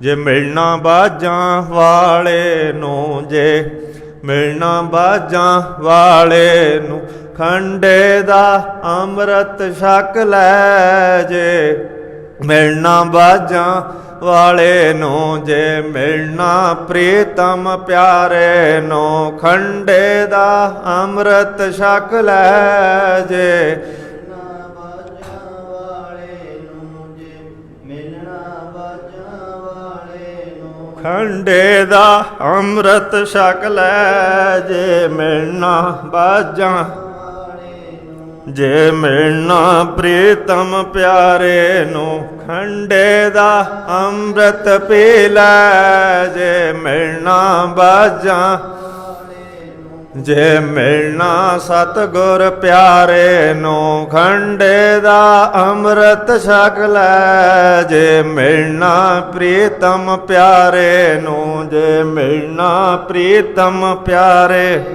ਖੰਡੇ ਦਾ ਅੰਮ੍ਰਿਤ ਛਕ ਲੈ। ਜੇ ਮਿਲਣਾ ਪ੍ਰੀਤਮ ਪਿਆਰੇ, ਜੇ ਮਿਲਣਾ ਪ੍ਰੀਤਮ ਪਿਆਰੇ ਨੂੰ, ਖੰਡੇ ਦਾ ਅੰਮ੍ਰਿਤ ਛਕ ਲੈ। ਜੇ ਮਿਲਣਾ ਕਲੰਗੀਆਂ ਵਾਲੇ ਨੂੰ, ਜੇ ਮਿਲਣਾ ਕਲੰਗੀਆਂ ਵਾਲੇ ਨੂੰ। ਸੋ ਇਸ ਤਰ੍ਹਾਂ ਕਿਹਾ ਕਿ ਇਹ ਜਿਹੜੇ ਚਾਰਾਂ ਨੂੰ ਮੈਂ ਇਹਨਾਂ ਹਜ਼ਾਰਾਂ ਦੇ ਉੱਪਰ ਜਿਹੜਾ ਕੁਰਬਾਨ ਕਰ ਦਿੱਤਾ ਹੈ। ਸੋ ਇਸ ਤਰ੍ਹਾਂ ਸਾਹਿਬ ਸੱਚੇ ਪਾਤਸ਼ਾਹ ਮਹਾਰਾਜ ਜੀ ਨੇ ਖੰਡੇ ਬਾਟੇ ਦਾ ਅੰਮ੍ਰਿਤ ਦੂਸਰੀ ਵਾਰ ਸਾਧ ਸੰਗਤ ਜੀ, ਜਦੋਂ ਨਗਰਾਂ ਦੇ ਵਿੱਚ ਥਾਂ ਥਾਈਂ ਅਨੇਕ ਥਾਂ ਮਹਾਰਾਜ ਜੀ ਦੇ ਸੰਦੇਸ਼ ਹੁਕਮਨਾਮੇ ਪਹੁੰਚੇ ਕਿ ਇਸ ਵੇਲੇ ਸਤਿਗੁਰੂ ਕਲਗੀਧਰ ਪਾਤਸ਼ਾਹ ਤਲਵੰਡੀ ਸਾਬੋ ਦੇ ਵਿੱਚ ਨਿਵਾਸ ਰੱਖ ਰਹੇ ਹਨ, ਤਾਂ ਬੇਅੰਤ ਸੰਗਤਾਂ ਦਾ ਕੀ ਮਾਝਾ, ਮਾਲਵਾ, ਦੁਆਬਾ, ਪੁਆਂਧ, ਅਫਗਾਨਿਸਤਾਨ, ਕਾਬਲ, ਕੰਧਾਰ, ਕਿੰਨੀ, ਲਦਾਖ ਤੇ ਸਾਰੇ ਪਾਸਿਆਂ ਤੋਂ ਈਰਾਨ, ਇੱਥੋਂ ਕਿਉਂਕਿ ਸਾਰਾ ਪਹਿਲਾਂ ਭਾਰਤ ਦਾ ਅੰਗ ਸੀ, ਕੁਛ ਇਸੇ ਪੰਜਾਬ ਦਾ ਵੀ ਅੰਗ ਸਨ। ਜਿੰਨਾ ਸਮਾਟਾ, ਹੋਰ ਤਿੱਬਤ, ਸ੍ਰੀਲੰਕਾ, ਨੇਪਾਲ, ਇਹ 15-20 ਦੇ ਕਰੀਬ ਜਿਹੜੇ ਛੋਟੇ ਛੋਟੇ ਦੇਸ਼ਾਂ ਦੇ ਨਾਂ ਨੇ ਪਹਿਲਾਂ ਭਾਰਤ ਦਾ ਅੰਗ ਰਹੇ ਹਨ। ਬਾਅਦ ਦੇ ਵਿੱਚ ਬ੍ਰਿਟਿਸ਼ ਗੌਰਮੈਂਟ ਵੇਲੇ ਕੱਟੇ ਗਏ, ਨਾਲੋਂ ਸਾਰੇ ਜਿਹੜੇ ਟੁੱਟ ਗਏ। ਸ੍ਰੀਲੰਕਾ ਵੀ ਇਸ ਦਾ ਅੰਗ ਰਿਹਾ, ਜਿਸ 'ਚ ਅੱਜ ਭੁੱਖਮਰੀ ਦਾ ਸੰਕਟ ਪੈਦਾ ਹੋਇਆ ਹੈ। ਬਹੁਤ ਵੱਡਾ ਭੁੱਖਮਰੀ ਦਾ ਸੰਕਟ ਉੱਥੇ ਪੈਦਾ ਹੋਇਆ, ਲੋਕ ਮਰ ਰਹੇ ਆ, ਖਾਣ ਨੂੰ ਕੁਛ ਨਹੀਂ ਮਿਲ ਰਿਹਾ। ਸਤਿਗੁਰੂ ਸੱਚੇ ਪਾਤਸ਼ਾਹ ਮਹਾਰਾਜ ਜੀ ਦੇ ਪਾਸ ਸਾਰੇ ਇਹਨਾਂ ਇਲਾਕਿਆਂ ਤੋਂ, ਭਾਰਤ ਦੇ ਵਿੱਚੋਂ, ਭਾਰਤ ਤੋਂ ਬਾਹਰ ਤੋਂ, ਵਲੈਤ ਤੱਕ ਤੋਂ ਸਿੱਖਾਂ ਸੇਵਕਾਂ ਦਾ ਤਲਵੰਡੀ ਸਾਬੋ ਵਿਖੇ ਆਉਣਾ ਹੋਇਆ। ਸਤਿਗੁਰੂ ਸੱਚੇ ਪਾਤਸ਼ਾਹ ਮਹਾਰਾਜ ਜੀ ਨੇ ਇੱਥੇ ਸ੍ਰੀ ਗੁਰੂ ਗ੍ਰੰਥ ਸਾਹਿਬ ਜੀ ਦੀ ਬੀੜ ਦੁਆਰਾ ਸੰਪੂਰਨ ਕਰਾਈ। ਸ਼ਾਰਟ ਦੱਸ ਕੇ ਆਪਾਂ ਲੜੀਵਾਰ ਇਤਿਹਾਸ ਵੱਲ ਆ ਜਾਈਏ। 18-10-20 ਤੱਕ ਸੰਪੂਰਨ ਪਾਠ ਜ਼ਬਾਨੀ ਕੰਠੋਂ ਜਦੋਂ ਧੀਰਮਲ ਨੇ ਬੀੜ ਨਾ ਦਿੱਤੀ ਸਾਹਿਬ ਸੱਚੇ ਪਾਤਸ਼ਾਹ ਮਹਾਰਾਜ ਜੀ ਦੇ ਭੇਜੇ ਹੋਏ ਗੁਰਸਿੱਖਾਂ ਨੂੰ ਕਰਤਾਰਪੁਰ ਤੋਂ, ਤਾਂ ਫਿਰ ਧੀਰਮਲ ਨੇ ਮਿਹਣਾ ਵੀ ਮਾਰਿਆ, ਬੋਲੀ ਵੀ ਮਾਰੀ ਕਿ ਜੇਕਰ ਐਡਾ ਗੁਰੂ ਹੈ, ਸਰਕਾਰ ਦੇ ਨਾਲ ਲੜਦਾ ਫਿਰਦਾ, ਸਾਰੇ ਮੁਲਕ ਦੇ ਵਿੱਚ ਗਦਰ ਮਚਾ ਦਿੱਤਾ ਹੈ, ਕਿਤੇ ਟਿਕ ਕੇ ਨਹੀਂ ਬੈਠਿਆ, ਨਾ ਪਰਿਵਾਰ ਨੂੰ ਬੈਠਣ ਦਿੱਤਾ। ਇਹ ਬੋਲ ਸਨ ਧੀਰਮਲ ਦੇ। ਨਾਲੇ ਮਹਾਰਾਜ ਜੀ ਦਾ ਸਕਾ ਸੀਗਾ, ਤਾਇਆ ਲੱਗਦਾ ਸੀ। ਇਸ ਤਰ੍ਹਾਂ ਨਾਲ ਧੀਰਮਲ ਨੇ ਬੀੜ ਦੇਣ ਤੋਂ ਕਹਿਣ ਲੱਗਾ ਫਿਰ ਆਪ ਹੀ ਬੀੜ ਰਚ ਲਵੇ। ਜੇ ਆਜ਼ਾਦੀ ਦੇ ਸਕਦਾ ਉਹ ਕੌਮ ਨੂੰ, ਮੁਲਕ ਨੂੰ, ਤਾਂ ਫਿਰ ਬੀੜ ਰਚਣੀ ਉਹਨੂੰ ਕੀ ਔਖੀ ਹੈ। ਸਿੰਘਾਂ ਨੇ ਉਸੇ ਤਰ੍ਹਾਂ ਹੀ ਆ ਕਰਕੇ ਮਹਾਰਾਜ ਜੀ ਨੂੰ ਸਾਰੀ ਗੱਲ ਦੱਸੀ ਵੀ ਮਹਾਰਾਜ ਇਸ ਤਰ੍ਹਾਂ ਨਾਲ ਜਿਹੜੇ ਉਹਦਾ ਹਰਜੀ ਪੁੱਤਰ ਸੀ ਧੀਰਮਲ, ਤਾਂ ਉਦੋਂ ਚੜ੍ਹਾਈ ਕਰ ਚੁੱਕਿਆ ਸੀਗਾ। ਧੀਰਮਲ ਦਾ ਅੱਗੇ ਬੇਟਾ ਸੀਗਾ ਜਿਹਨੇ 10ਵੇਂ ਪਾਤਸ਼ਾਹ ਦੇ ਭੇਜਿਆਂ ਨੂੰ ਇਹ ਜਵਾਬ ਦਿੱਤਾ ਸੀ। ਸੋ ਇਸ ਤਰ੍ਹਾਂ ਨਾਲ ਚਤੁਰਭੁਜੀ ਵੀ ਉਹਦਾ ਨਾਂ ਆਉਂਦਾ ਹੈ, ਧੀਰਮਲ ਦੇ ਪੋਤਰੇ ਦਾ। ਸੋ ਇਸ ਤਰ੍ਹਾਂ ਨਾਲ ਉਹਨੇ ਇਹ ਜਵਾਬ ਦਿੱਤੇ ਸਨ। ਤਾਂ ਸਤਿਗੁਰੂ ਸਾਹਿਬ ਜੀ ਨੇ ਫੇਰ 6ਵੇਂ ਰੂਪ ਦੇ ਵਿੱਚ ਕਹੇ ਹੋਏ ਬਚਨਾਂ ਨੂੰ ਪੂਰਾ ਕਰਨ ਵਾਸਤੇ ਕਿ ਅੱਖਰ ਏਕ ਕਾ ਭੇਦ ਧਰੌਣ ਹੈ, ਮਮ ਦਾਸ ਗੋਬਿੰਦ ਸਮਰੱਥ ਵਿਚਾਰੋ। ਮੈਂ ਉਸ ਅਕਾਲ ਪੁਰਖ ਦਾ ਦਾਸ ਹਾਂ ਤੇ ਉਹਨੂੰ ਸਮਰੱਥ ਉਚਾਰੋ, ਬਈ ਉਹਨੂੰ ਸਮਰੱਥ ਜਾਣੋ। ਮੈਂ ਇੱਕ ਅੱਖਰ ਦਾ ਵੀ ਭੇਦ ਨਹੀਂ ਰੱਖਾਂਗਾ, ਇੱਕ ਬਿੰਦੀ ਸਿਹਾਰੀ ਬਿਹਾਰੀ ਦਾ ਵੀ ਭੇਦ ਨਹੀਂ ਰੱਖਾਂਗਾ। ਫਿਰ ਜਵਾਨੀ ਕੰਠ ਤੋਂ ਸਵੇਰੇ ਮਹਾਰਾਜ ਜਿਹੜਾ ਅੰਮ੍ਰਿਤ ਵੇਲੇ 5 ਵਜੇ ਤੋਂ 9 ਵਜੇ ਤੱਕ ਤਾਂ ਬਾਣੀ ਉਚਾਰਦੇ। ਅੰਮ੍ਰਿਤ ਵੇਲੇ 5 ਵਜੇ ਤੋਂ 9 ਵਜੇ ਤੱਕ 3-4 ਘੰਟੇ ਤਾਂ ਮਹਾਰਾਜ ਲਿਖਾਉਂਦੇ ਲਿਖਾਰੀਆਂ ਤੋਂ। ਭਾਈ ਮਨੀ ਸਿੰਘ, ਬਾਬਾ ਦੀਪ ਸਿੰਘ ਜੀ ਆਦਿ ਹੋਰ ਇਹ ਸਾਰੇ ਜਿਹੜੇ ਬਾਣੀ ਦੇ ਉਤਾਰੇ ਕਰਦੇ, ਕੋਈ ਕਲਮਾਂ ਦੀ ਸੇਵਾ ਕਰਦਾ, ਕੋਈ ਸਿਆਹੀ ਵਿਸ਼ੇਸ਼ ਤਰੀਕੇ ਨਾਲ ਬਣਾਉਣੀ ਪੈਂਦੀ ਸੀ। ਵਿਸ਼ੇਸ਼ ਤਰੀਕੇ ਨਾਲ ਉਸ ਸਮੱਗਰੀਆਂ ਪਾ ਕਰਕੇ ਸਿਆਹੀ ਤਿਆਰ ਕੀਤੀ ਜਾਂਦੀ ਸੀ, ਜਿਹਨੂੰ ਬਾਅਦ ਦੇ ਵਿੱਚ ਅੱਡਣ ਸ਼ਾਹੀ ਦਾ ਨਾਂ ਵੀ ਦਿੱਤਾ ਗਿਆ। ਉਹਦੀ ਵਿਧੀ ਤੇ ਸਮੱਗਰੀ ਵੀ ਮਹਾਨ ਕੋਸ਼ 'ਚ ਲਿਖੀ ਹੋਈ ਹੈ ਬਈ ਜੇ ਕਿਸੇ ਨੇ ਬਾਣੀ ਲਿਖਣੀ ਹੈ ਤਾਂ ਉਹਦੀ ਸ਼ਾਹੀ ਕਿਵੇਂ ਬਣਦੀ ਆ। ਇਹ ਨਹੀਂ ਵੀ ਚੱਕੀ ਕਲਮ ਚੱਕਿਆ, ਪੈਨ ਉੱਥੋਂ 2 ਰੁਪਈਆਂ ਦਾ ਲੈ ਕੇ ਤੇ ਬਾਣੀ ਲਿਖਣ ਲੱਗ ਗਏ। ਉਹ ਤਾਂ ਝੂਠੇ ਨੇ ਸਾਰੇ ਪੈਨ, ਸਾਈਆਂ ਖਬਰਾਂ ਉਹਨਾਂ ਨੇ ਫੂਕਾਂ ਮਾਰ ਕੇ ਕੋਕੇ ਭਰੇ ਹੁੰਦੇ ਆ, ਉਹ ਬਾਣੀ ਲਿਖਣ ਦੇ ਯੋਗ ਨਹੀਂ ਹਨ। ਪਰ ਸਾਡੇ ਕੋਲ ਵਕਤ ਨਹੀਂ, ਟਾਈਮ ਨਹੀਂ, ਮਰਿਆਦਾ ਦਾ ਪਤਾ ਨਹੀਂ, ਉਵੇਂ ਹੀ ਅਸੀਂ ਚੱਕ ਕੇ। ਪਰ ਜਿਹਦੇ ਨਾਲ ਗੁਰਬਾਣੀ ਲਿਖਣੀ ਵਿਸ਼ੇਸ਼ ਭਾਈ, ਉਹ ਸ਼ਾਹੀ ਵੀ ਵਿਸ਼ੇਸ਼ ਤਰੀਕੇ ਨਾਲ ਬਣਦੀ ਹੈ। ਉਹ ਵਿਸ਼ੇਸ਼ ਸ਼ਾਹੀ ਬਣਾ ਕਰਕੇ ਸਤਿਗੁਰੂ ਸੱਚੇ ਪਾਤਸ਼ਾਹ ਮਹਾਰਾਜ ਜੀ ਨੇ ਜਿਹੜੀ ਬਾਣੀ ਨੂੰ ਲਿਖਾਉਣਾ ਕੀਤਾ। 9 ਵਜੇ ਤੱਕ ਬਾਣੀ ਉਚਾਰ ਕੇ ਫਿਰ ਥੋੜ੍ਹਾ ਜਿਹਾ ਜਲ ਪਾਣੀ ਛਕ ਕੇ ਮਹਾਰਾਜ ਜੀ ਆਰਾਮ ਫਰਮਾਉਂਦੇ, ਕਿਉਂਕਿ ਰਾਤ ਦੇ 1 ਵਜੇ ਦੇ ਅੰਮ੍ਰਿਤ ਵੇਲੇ ਦੇ ਜਾਗੇ ਹੁੰਦੇ ਸਨ। 9 ਵਜੇ ਸਮਾਪਤੀ ਕਰਕੇ ਫਿਰ ਥੋੜ੍ਹਾ ਜਿਹਾ ਜਲ ਪਾਣੀ ਛਕ ਕੇ ਥੋੜ੍ਹਾ ਆਰਾਮ ਫਰਮਾ ਕੇ ਤੇ ਉਸ ਤੋਂ ਬਾਅਦ ਫਿਰ ਲੋਢੇ ਪਹਿਰ ਦੁਪਹਿਰ ਢਲੀ ਤੋਂ ਬਾਅਦ 2:30 ਵਜੇ 3 ਵਜੇ ਸਤਿਗੁਰੂ ਸਾਹਿਬ ਜੀ ਉਸ ਰੋਜ਼ ਉਚਾਰੀ ਹੋਈ ਬਾਣੀ ਦੀ ਵਿਆਖਿਆ ਕਰਦੇ। ਕਿਉਂਕਿ ਸਿੱਖਾਂ ਸੰਗਤਾਂ ਨੇ ਅਨੰਦਪੁਰ ਸਾਹਿਬ ਮਹਾਰਾਜ ਜੀ ਨੂੰ ਵਿਆਖਿਆ ਬਾਰੇ ਪੁੱਛਿਆ ਸੀ ਤਾਂ ਸਤਿਗੁਰੂ ਸਾਹਿਬ ਜੀ ਨੇ ਜਵਾਬ ਦਿੱਤਾ ਸੀ ਕਿ ਅਜੇ ਭਾਈ ਜੰਗਾਂ ਯੁੱਧਾਂ ਦਾ ਬਹੁਤ ਸਮਾਂ, ਬੜੇ ਘੱਲੂ ਘਾਰੇ ਹੋਣੇ, ਬੜਾ ਕੁਛ ਹੋਣਾ, ਅਜੇ ਅਸੀਂ ਤੁਹਾਨੂੰ ਵਿਆਖਿਆ ਨਹੀਂ ਦੇ ਸਕਦੇ। ਜੇ ਤੁਸੀਂ ਵਿਆਖਿਆ ਛੇਤੀ ਲੈਣੀ ਹੈ ਤਾਂ ਫਿਰ ਤੁਸੀਂ ਬਾਬਾ ਬੁੱਢਾ ਜੀ ਤੇ ਸਾਡੇ ਪਿਤਾ ਗੁਰੂ ਤੇਗ ਬਹਾਦਰ ਸਾਹਿਬ ਜੀ ਦੇ ਜੀਵਨ ਵੱਲ ਝਾਤ ਮਾਰ ਲਿਆ ਕਰੋ, ਤੁਹਾਨੂੰ ਵਿਆਖਿਆ ਮਿਲ ਜੂਗੀ, ਸਾਰੀ ਬਾਣੀ ਦੀ ਵਿਆਖਿਆ ਮਿਲ ਜੂਗੀ ਤੁਹਾਨੂੰ। ਤੇ ਫਿਰ ਵੀ ਸਿੱਖ ਸੰਗਤਾਂ ਕਹਿੰਦੀਆਂ ਮਹਾਰਾਜ ਸਾਨੂੰ ਲਿਖਤੀ ਵਿਆਖਿਆ ਜਿਹੜੀ ਸਦਾ ਕੰਮ ਆਵੇ। ਤਾਂ ਸਤਿਗੁਰਾਂ ਨੇ ਬਚਨ ਕੀਤਾ ਸੀ ਕਿ ਤਲਵੰਡੀ ਸਾਬੋ ਜਾ ਕਰਕੇ ਉਸ ਦਾ ਨਾਂ ਗੁਰੂ ਕਾਂਸ਼ੀ ਰੱਖਾਂਗੇ, ਬੜੇ ਬੜੇ ਕੌਤਕ ਕਰਾਂਗੇ, ਉੱਥੇ ਦੁਬਾਰਾ ਅੰਮ੍ਰਿਤ ਛਕਾਵਾਂਗੇ। ਪਹਿਲਾਂ ਭਵਿੱਖਤ ਬਚਨ ਕਰ ਦਿੱਤੇ ਸਨ ਤੇ ਉੱਥੇ ਤੁਹਾਨੂੰ ਜਿਹੜੀ ਦੁਬਾਰਾ ਵਿਆਖਿਆ ਹੈ ਗੁਰਬਾਣੀ ਦੀ ਉਹ ਸਾਰੀ ਅਸੀਂ ਨੋਟ ਕਰਾਵਾਂਗੇ, ਲਿਖਾਵਾਂਗੇ ਵਿਆਖਿਆ। ਤਾਂ ਫਿਰ ਸ਼ਾਮ ਦੇ ਵਕਤ ਮਹਾਰਾਜ ਜੀ ਜਿਹੜੀ ਵਿਆਖਿਆ ਸੀ ਗੁਰਬਾਣੀ ਦੀ, ਜਿੰਨੇ 20, 30 ਜਾਂ 40 ਪੱਤਰੇ ਰੋਜ਼ ਉਚਾਰਦੇ ਸਨ ਤੇ ਉਹਨਾਂ ਦੀ ਜਿਹੜੀ ਵਿਆਖਿਆ ਹੈ ਉਹ ਰੋਜ਼ ਸਤਿਗੁਰੂ ਸਾਹਿਬ ਜੀ ਨੋਟ ਕਰਾਉਂਦੇ ਸੀ ਵੀ ਇਹਦੇ ਆਹ ਅਰਥ ਨੇ ਭਾਈ, ਆਹ ਭਾਵ ਨੇ, ਆਹ ਸੰਸਾਰਕ ਭਾਵ ਨੇ ਇਸ ਦੇ, ਆਹ ਅੰਤਰੀਵ ਭਾਵ ਨੇ ਇਹਨਾਂ ਸ਼ਬਦਾਂ ਦੇ। ਇਸ ਤਰ੍ਹਾਂ ਮਹਾਰਾਜ ਜੀ ਉਹ ਸਾਰੀ 9 ਮਹੀਨੇ 9 ਦਿਨ 9 ਘੜੀਆਂ 9 ਪਲ 9 ਮੁਹੂਰਤ, ਇਸ ਤਰ੍ਹਾਂ ਜਿਹੜਾ ਸਮਾਂ ਸਤਿਗੁਰੂ ਸਾਹਿਬ ਜੀ ਨੇ ਪੌਣੇ 9 ਮਹੀਨੇ ਆਪਣੇ ਸਾਧ ਸੰਗਤ ਜੀ 9.5 ਮਹੀਨੇ ਦੇ ਕਰੀਬ, ਪੌਣੇ 9 ਮਹੀਨੇ ਤੋਂ 9.5 ਮਹੀਨੇ ਦੇ ਦਰਮਿਆਨ ਜਿਹੜਾ ਇੱਥੇ ਗੁਰਬਾਣੀ ਨੂੰ ਉਤਾਰਾ ਕਰਾਉਣ ਤੇ ਲਿਖਾਉਣ ਤੇ ਜਿਹੜਾ ਲਾਉਣਾ ਕੀਤਾ। ਹੁਣ ਸਤਿਗੁਰੂ ਸੱਚੇ ਪਾਤਸ਼ਾਹ ਮਹਾਰਾਜ ਜੀ ਦੇ ਇੱਥੇ ਰਹਿੰਦਿਆਂ ਹੋਇਆਂ ਕਹਿੰਦੇ ਇੱਕ ਵਾਰ ਇਸ ਸਮੇਂ ਦੌਰਾਨ ਬਾਰਿਸ਼ ਨਾ ਹੋਈ, ਕਿਉਂਕਿ 1.5 ਪੌਣੇ 2 ਸਾਲ ਦੇ ਕਰੀਬ ਮਹਾਰਾਜ ਤਲਵੰਡੀ ਸਾਬੋ ਰਹੇ ਆ। 1.5 ਸਾਲ ਦੇ ਕਰੀਬ ਵਾਂਗੂ ਤਲਵੰਡੀ ਸਾਬੋ ਵਿਖੇ ਜੇ ਅਨੰਦਪੁਰ ਸਾਹਿਬ ਤੋਂ ਆਉਂਦਿਆਂ ਸਤਿਗੁਰੂ ਸਾਹਿਬ ਜੀ ਨੂੰ ਸਭ ਤੋਂ ਵੱਡਾ ਪੜਾਅ ਰਹਿਣ ਦਾ ਕਿਤੇ ਮਿਲਿਆ ਤਾਂ ਉਹ ਸ਼੍ਰੀ ਤਖਤ ਦਮਦਮਾ ਸਾਹਿਬ ਤਲਵੰਡੀ ਸਾਬੋ ਗੁਰੂ ਕਾਂਸ਼ੀ ਨੂੰ ਹੀ ਸੁਭਾਗ ਪ੍ਰਾਪਤ ਹੋਇਆ, ਜਿੱਥੇ ਮਹਾਰਾਜ ਸਭ ਤੋਂ ਵੱਧ ਸਮਾਂ, ਉਦੋਂ ਕਿਤੇ ਵੀ ਵੱਧ ਸਮਾਂ ਨਹੀਂ ਰਹੇ, ਘੱਟ ਸਮਾਂ ਰਹਿਣ ਦਾ ਮੌਕਾ ਪ੍ਰਾਪਤ ਹੋਇਆ। ਜੇ ਤਲਵੰਡੀ ਸਾਬੋ ਦੇ ਬਰਾਬਰ ਸਮੇਂ ਦੀ ਤੁਲਨਾ ਕਰੀਏ ਤਾਂ ਫਿਰ ਸੱਚਖੰਡ ਹਜੂਰ ਸਾਹਿਬ ਜਾ ਕੇ ਮਹਾਰਾਜ ਨੂੰ ਤਕਰੀਬਨ 2 ਸਵਾ 2 ਸਾਲ ਰਹਿਣ ਦਾ ਸਮਾਂ ਜਿਹੜਾ ਸਰੀਰ ਤਿਆਗਣ ਵੇਲੇ ਤੇ ਪ੍ਰਾਪਤ ਹੋਇਆ। ਸੋ ਇਸ ਤਰ੍ਹਾਂ ਨਾਲ ਡੱਲਾ ਕਹਿਣ ਲੱਗਾ ਕਿ ਮਹਾਰਾਜ ਬਾਰਿਸ਼ ਨਹੀਂ ਹੁੰਦੀ, ਤਾਂ ਉਹ ਕਹਿਣ ਲੱਗੇ ਭਾਈ ਬਾਰਿਸ਼ ਤਾਂ ਬਹੁਤ ਹੋ ਜਾਊਗੀ। ਕਹਿੰਦਾ ਮਹਾਰਾਜ ਕਿਵੇਂ ਹੋ ਜਾਊਗੀ, ਅਸੀਂ ਤਾਂ ਕਈ ਉਪਾਅ ਕਰੀ ਜਾਂਦੇ ਹਾਂ। ਮਹਾਰਾਜ ਜੀ ਕਹਿਣ ਲੱਗੇ ਭਾਈ ਤੁਸੀਂ ਉਹ ਉਪਾਅ ਨਹੀਂ ਕੀਤਾ ਜਿਹੜਾ ਕਰਨ ਯੋਗ ਹੈ, ਤੇ ਜਦੋਂ ਉਹ ਉਪਾਅ ਕਰੋਗੇ ਬਾਰਿਸ਼ ਬਹੁਤ ਹੋ ਜਾਊਗੀ। ਉਹ ਕਹਿਣ ਲੱਗਾ ਮਹਾਰਾਜ ਜੀ ਉਹ ਕਿਹੜਾ ਉਪਾਅ ਹੈ? ਮਹਾਰਾਜ ਜੀ ਕਹਿਣ ਲੱਗੇ ਭਾਈ ਉਹ ਇਹ ਉਪਾਅ ਹੈ ਕਿ ਜੋੜੇ ਚੱਕ ਕਰਕੇ ਇੰਦਰ ਨੂੰ ਦਿਖਾਓ। ਕਹਿੰਦਾ ਮਹਾਰਾਜ ਤੁਹਾਡੇ ਜੋੜੇ ਚੱਕ ਕੇ ਦਿਖਾਈਏ? ਕਹਿੰਦਾ ਭਾਈ ਭਾਵੇਂ ਆਪਦੇ ਚੱਕ ਕੇ ਦਿਖਾ ਦਿਓ। ਕਹਿੰਦੇ ਆਪਦੇ ਤਾਂ ਮਹਾਰਾਜ ਅਸੀਂ ਦਿਖਾਉਣ ਦੇ ਯੋਗ ਨਹੀਂ, ਇੰਦਰ ਫੇਰ ਵੀ ਵੱਡਾ ਦੇਵਤਾ ਹੈ, ਕਿਤੇ ਹੋਰ ਨਾਰਾਜ਼ ਨਾ ਹੋ ਜਾਵੇ, ਪਰ ਮਹਾਰਾਜ ਜੀ ਤੁਹਾਡੇ ਜੋੜੇ ਚੱਕ ਕੇ ਅਸੀਂ ਇੰਦਰ ਨੂੰ ਦਿਖਾ ਦਿੰਦੇ ਹਾਂ। ਮਹਾਰਾਜ ਜੀ ਦੇ ਜੋੜੇ ਚੱਕ ਕੇ, ਕਈ ਕਹਿੰਦੇ ਜੋੜੇ ਮਾਰੇ, ਜੁੱਤੀਆਂ ਮਾਰੀਆਂ। ਉਹ ਜੁੱਤੀਆਂ ਮਾਰਨ ਤੋਂ ਭਾਵ ਨਹੀਂ ਸੀ, ਮਹਾਰਾਜ ਨਹੀਂ ਕਿਸੇ ਦੇ ਜੁੱਤੀਆਂ ਮਾਰਦੇ, ਉਹ ਨਹੀਂ ਕਿਸੇ ਦੇ ਜੁੱਤੀਆਂ ਸਿੱਟਦੇ। ਉਹ ਇਹ ਜਿਹੜੇ ਛੋਟੀਆਂ ਬਿਰਤੀਆਂ ਵਾਲੇ ਲੋਕ ਕਰਦੇ ਆ, ਕਿਸੇ ਤੇ ਜੁੱਤੀ ਸਿੱਟਤੀ, ਕਿਸੇ ਤੇ ਗੋਹਾ ਸਿੱਟਤਾ, ਕਿਸੇ ਤੇ ਤੇਲ ਪਾਤਾ, ਕਿਸੇ ਤੇ ਤੇਜ਼ਾਬ ਪਾਤਾ, ਇਹੋ ਜਿਹੇ ਕੰਮ ਮਹਾਰਾਜ ਨਹੀਂ ਕਰਦੇ। ਉਹਨਾਂ ਦੇ ਕਹਿਣ ਸਮਝਾਉਣ ਤੋਂ ਭਾਵ ਇਹ ਸੀ ਬਈ ਜੇ ਪਰਮਾਤਮਾ ਦੀ ਬੰਦਗੀ ਕਰੋਗੇ ਨਾ, ਜਿਹਦੇ ਇੰਦਰ ਵਰਗੇ ਜੁੱਤੀਆਂ ਚੱਕਣ ਵਰਗੇ, ਜੁੱਤੀਆਂ ਚੱਕਣ ਜੋਗੇ ਐ ਇਹ ਜਿਹੜੇ ਇੰਦਰ ਵਰਗੇ ਨੇ ਨਾ, ਇਹ ਅਕਾਲ ਪੁਰਖ ਪਰਮਾਤਮਾ ਦੀਆਂ ਜੁੱਤੀਆਂ ਚੱਕਣ ਜੋਗੇ ਹੀ ਐ, ਇਦੋਂ ਵੱਡੀ ਪਦਵੀ ਨਹੀਂ ਹੈ ਇਹਨਾਂ ਦੀ। ਜੇ ਪਰਮਾਤਮਾ ਦਾ ਸਿਮਰਨ ਕਰੋਗੇ ਤੇ ਭਾਈ ਫਿਰ ਇਹ ਤੁਹਾਡੀਆਂ ਵੀ ਜੁੱਤੀਆਂ ਚੱਕ ਲੈਣਗੇ, ਜੇ ਪ੍ਰਮਾਤਮਾ ਦਾ ਸਿਮਰਨ ਕਰੋਗੇ। ਨਹੀਂ ਤਾਂ ਫਿਰ ਸਾਰੇ ਭਾਈ ਤੁਹਾਡੇ ਉੱਤੇ ਭਾਰੂ ਹੋ ਜਾਣਗੇ, ਕੋਈ ਕਾਲ ਪਾ ਦੇਊਗਾ, ਕੋਈ ਹਵਾ ਸਕਾ ਦੇਊਗਾ, ਤਾਂ ਫਿਰ ਤਾਂ ਇਹਨਾਂ ਦੀਆਂ ਪੂਜਾ ਪ੍ਰਤਿਸ਼ਠਾ 'ਚ ਹੀ ਲੱਗੇ ਰਹਾਂਗੇ। ਜਿਹੜਾ ਇਹਨਾਂ ਨੂੰ ਸਿਰਜਣ ਵਾਲਾ ਹੈ, ਤੇ ਜੇ ਸੱਚੇ ਪਾਤਸ਼ਾਹ ਮਹਾਰਾਜ ਜੀ ਕਹਿੰਦੇ ਉਹਦੇ ਪਦ ਚਿੰਨ੍ਹਾਂ 'ਤੇ ਚੱਲੋਗੇ, ਉਹਦਾ ਸਿਮਰਨ ਕਰੋਗੇ। ਇੰਦਰ ਵਿਚਾਰਾ ਕੀ ਹੈ? ਇਹ ਤਾਂ ਮੀਂਹ ਲੈ ਕੇ ਮਾਸ਼ਕੀ ਬਣ ਕੇ ਭਾਈ ਕਨ੍ਹਈਏ ਵਾਂਗੂ ਮਸ਼ਕ ਚੱਕ ਕੇ ਪਾਣੀ ਦੀ ਤੁਹਾਡੇ ਨਾਲ ਨਾਲ ਤੁਰਿਆ ਫਿਰੂਗਾ ਵੀ ਦੱਸੋ ਮਹਾਰਾਜ ਕਿੱਥੇ ਪਾਉਣਾ, ਕਿਹੜੇ ਫੁੱਲਾਂ ਨੂੰ ਪਾ ਦਈਏ, ਕਿਹੜੀ ਕਿਆਰੀ ਨੂੰ ਲਾ ਦਈਏ। ਇਹ ਸਮਝਾਉਣ ਦਾ ਮਹਾਰਾਜ ਜੀ ਦਾ ਮਤਲਬ ਸੀਗਾ।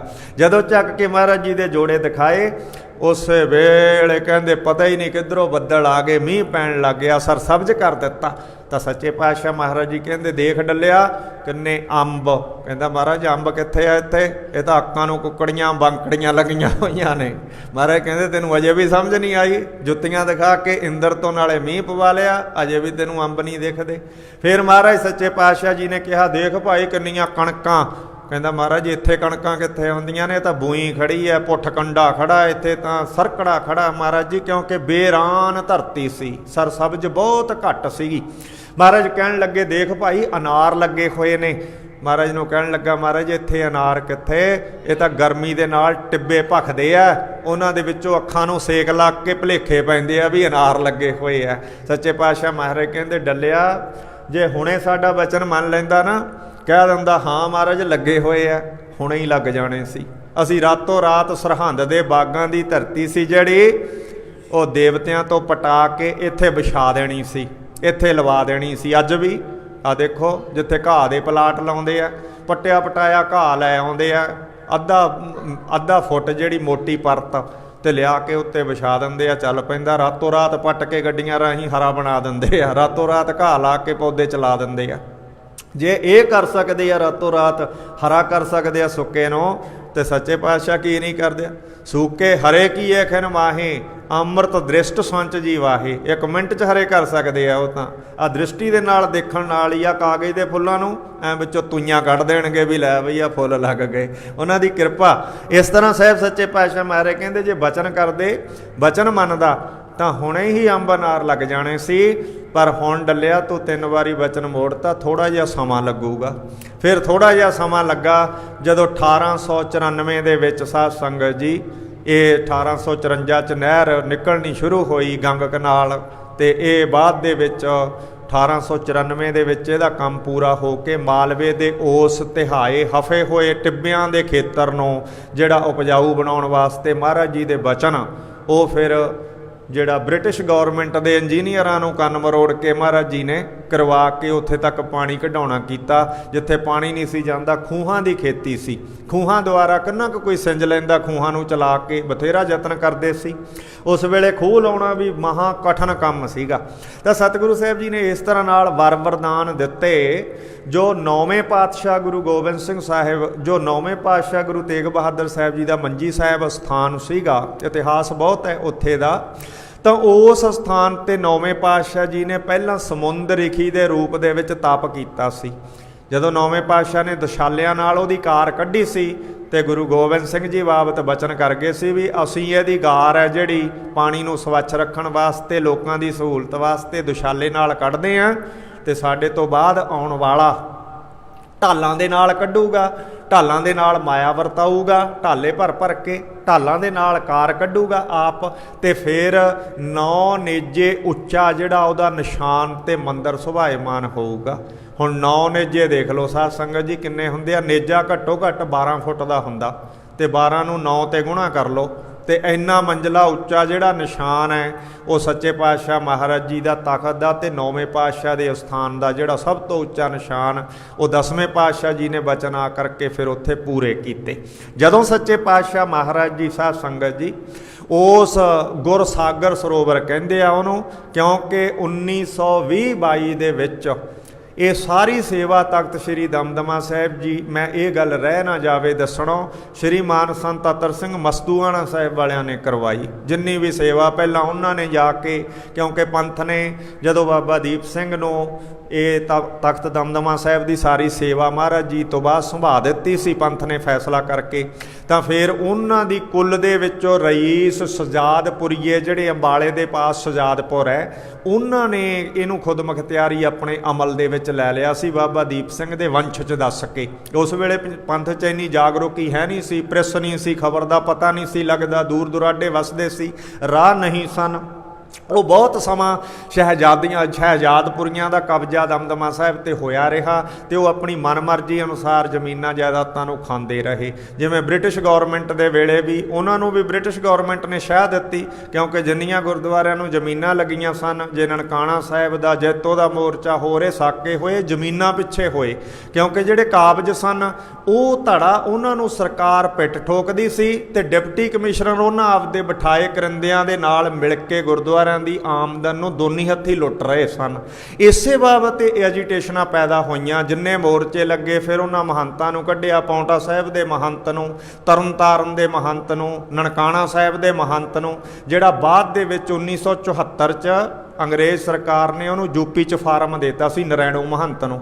ਉਹਨੂੰ ਮਾਰਿਆ ਨਹੀਂ ਕਿਸੇ ਨੇ, ਉਹ ਜਿਹੜਾ ਆਪਦੀ ਮੌਤ 90-92 ਸਾਲ ਦਾ ਹੋ ਕਰਕੇ ਯੂਪੀ ਦੇ ਵਿੱਚ ਮਰਿਆ, ਜਿਹਨੇ ਨਨਕਾਣਾ ਸਾਹਿਬ ਸਾਕਾ ਕਰਵਾਇਆ ਸੀ, ਕਿਉਂਕਿ ਇਤਿਹਾਸ ਦੱਸਦਾ ਇਹ। ਇਸ ਤਰ੍ਹਾਂ ਨਾਲ ਇਹ ਜਿਹੜੇ ਸ਼ਹਿਜ਼ਾਦਪੁਰੀਏ ਸਨ ਇਹ ਵੀ ਸਿੱਖ ਸੰਗਤਾਂ ਨੂੰ ਤੰਗ ਕਰਦੇ ਸੀ ਬਾਅਦ ਦੇ ਵਿੱਚ, ਫਿਰ ਇਹਨਾਂ ਕੋਲੋਂ ਵੀ ਸੰਗਤਾਂ ਨੂੰ ਜਿਹੜਾ ਪ੍ਰਬੰਧ ਸੀ ਬੜੀ ਜਦੋਜਹਿਦ ਤੋਂ ਬਾਅਦ ਲੈਣਾ ਪਿਆ। ਸੰਤ ਅਤਰ ਸਿੰਘ ਮਹਾਰਾਜ ਜੀ ਨੇ ਜਦੋਂ ਦੇਖਿਆ, ਉਦੋਂ ਅੰਗਰੇਜ਼ ਦਾ ਰਾਜ ਹੀ ਸੀ, ਕਿ ਸ਼ਹਿਜ਼ਾਦਪੁਰੀਏ ਸੇਵਾ ਨਹੀਂ ਕਰਵਾਉਂਦੇ, ਸੰਭਾਲ ਨਹੀਂ ਹੋ ਰਹੀ ਗੁਰਸਥਾਨਾਂ ਦੀ, ਜਿੱਥੇ ਮਰਜੀ ਕੁੱਤੇ ਫਿਰ ਰਹੇ ਆ, ਹੱਗ ਰਹੇ ਆ, ਤੇ ਇਹ ਜਿੰਨੇ ਪਹਿਰੇਦਾਰ ਹੋਣੇ ਚਾਹੀਦੇ ਆ, ਤੇ ਜੋ ਪ੍ਰਬੰਧਨ ਗੁਰੂ ਘਰ ਦਾ ਹੋਣਾ ਚਾਹੀਦਾ, ਜਿਵੇਂ ਲੰਗਰ ਚੱਲਣਾ ਚਾਹੀਦਾ, ਸਾਫ ਸਫਾਈ ਵੀ ਹੈ ਨਹੀਂ, ਇਹ ਤੇ ਖਰਚਾ ਨਹੀਂ ਕਰ ਰਹੇ।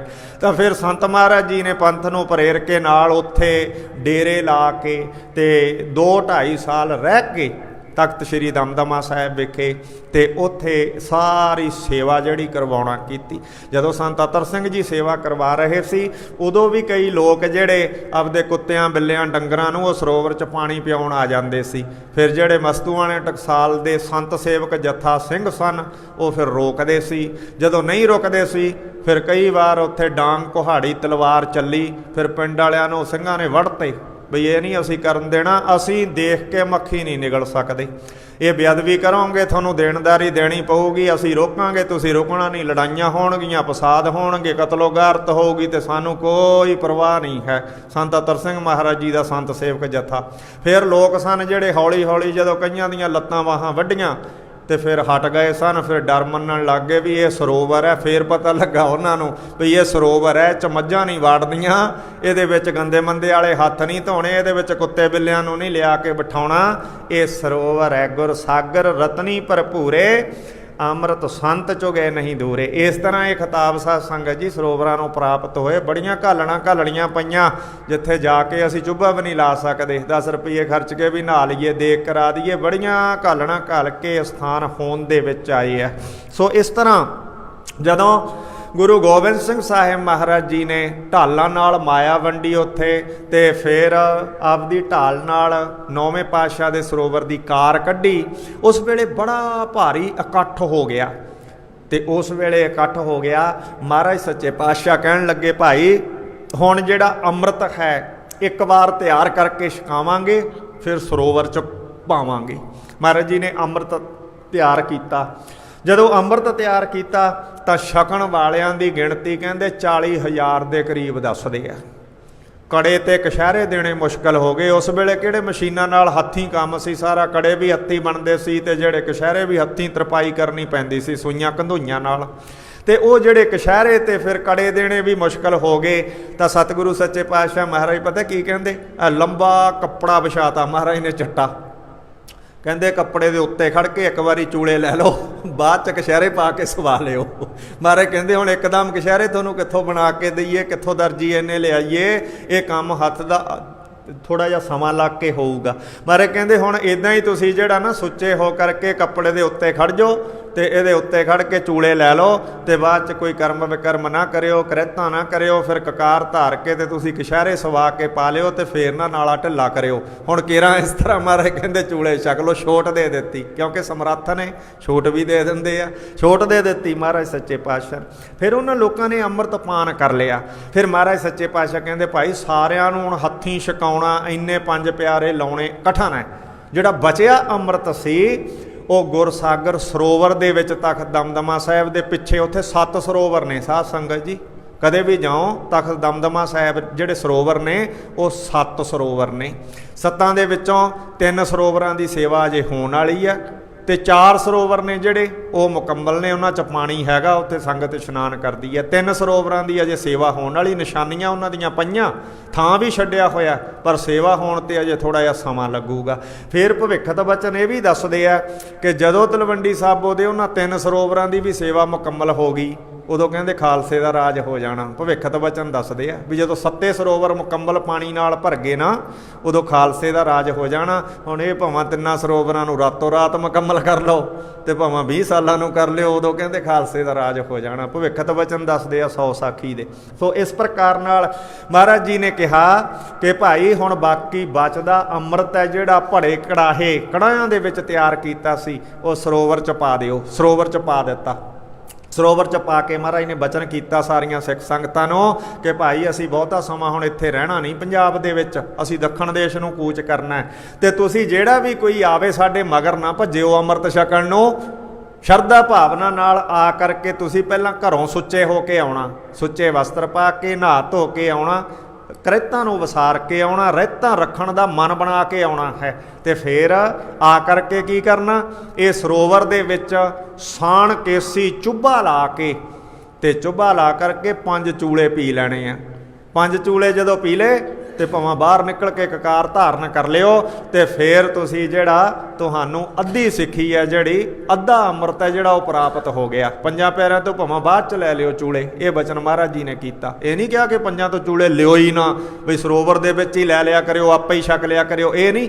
ਆਰਜੀ ਪੱਖ ਨੂੰ ਮੁੱਖ ਰੱਖਦਿਆਂ ਮਹਾਰਾਜ ਜੀ ਨੇ ਵੱਡੀ ਤਾਦਾਦ ਦੇਖਦਿਆਂ, ਸਾਧਨ ਨਾ ਹੋਣ ਦਾ ਮੰਤਵ ਜਾਣਦਿਆਂ ਹੋਇਆਂ ਇਹ ਬਚਨ ਕਰ ਦਿੱਤਾ ਵੀ ਪ੍ਰੇਮ ਦੇ ਵਿੱਚ ਆ ਕੇ 5 ਚੂਲੇ ਲੈ ਕੇ ਸਣਕੇਸੀ ਇਸ਼ਨਾਨ ਕਰਕੇ ਕਕਾਰ ਧਾਰਨੀ ਕਰਕੇ ਮੰਨ ਲਓ ਵੀ ਸਾਡਾ ਪਿਤਾ ਗੁਰੂ ਗੋਬਿੰਦ ਸਿੰਘ ਹੈ, ਉਹ ਅਕਾਲ ਪੁਰਖ ਦਾ ਪੁੱਤਰ ਹੈ, ਸਾਡੀ ਮਾਤਾ ਸਾਹਿਬ ਦੇਵਾ ਹੈ, ਸਾਡਾ ਦਾਦਾ ਗੁਰੂ ਤੇਗ ਬਹਾਦਰ ਹੈ। ਇਹ ਜਾਣ ਕਰਕੇ ਕਿ ਨਾਨਕ ਨਿਰਮਲ ਪੰਥ ਚਲਾਇਆ, ਅਸੀਂ ਨਾਨਕ ਦੇ ਜਹਾਜ਼ ਤੇ ਚੜ੍ਹੇ ਹਾਂ ਤੇ ਇਸ ਤਰ੍ਹਾਂ ਮਨ 'ਚ ਧਾਰ ਕੇ ਛਕ ਲਓ, ਅੱਧੀ ਸਿੱਖੀ ਪ੍ਰਾਪਤ ਹੈ। ਫਿਰ ਜਿਹੜੇ ਸਿੱਖ ਸੀ ਵਿੱਚ ਅੱਧੇ ਸਿੱਖ ਸਨ, ਭਾਵ ਕਿ ਜਿਨ੍ਹਾਂ ਨੂੰ ਕਿਹਾ ਜਾਂਦਾ ਸਹਿਜਧਾਰੀ, ਸਹਿਜਧਾਰੀ ਸਿੱਖ, ਉਹਨਾਂ ਨੂੰ ਵੀ ਕੇਸ ਕਟਾਉਣ ਦੀ ਆਗਿਆ ਨਹੀਂ ਹੈ। ਅੰਮ੍ਰਿਤ ਭਾਵਾਂ ਨਹੀਂ ਛਕਿਆ, ਕੇਸਾਂ ਦੀ ਬੇਅਦਬੀ ਨਹੀਂ ਕਰਾ ਸਕਦਾ। 5 ਕ੍ਰਿਤਾਂ ਨਾ ਕਰਦਾ ਹੋਵੇ, ਸਹਿਜਧਾਰੀ 'ਚ ਵੀ ਉਹਨੂੰ ਮੰਨਿਆ ਹੈ। 5 ਕ੍ਰਿਤਾਂ ਨਾ ਕਰਦਾ ਹੋਵੇ, ਭਾਵੇਂ 5 ਕਕਾਰ ਨਹੀਂ ਪਾਏ, ਪਰ 5 ਕ੍ਰਿਤਾਂ ਨਾ ਕਰਦਾ ਹੋਵੇ। ਇਸ ਤਰ੍ਹਾਂ ਨਾਲ ਸੱਚੇ ਪਾਤਸ਼ਾਹ ਮਹਾਰਾਜ ਨੂੰ ਕਈ ਕਹਿਣ ਲੱਗੇ ਕਿ ਮਹਾਰਾਜ ਸਾਨੂੰ ਸਾਰੀ ਸਿੱਖੀ ਕਿਵੇਂ ਪ੍ਰਾਪਤ ਹੋਊਗੀ?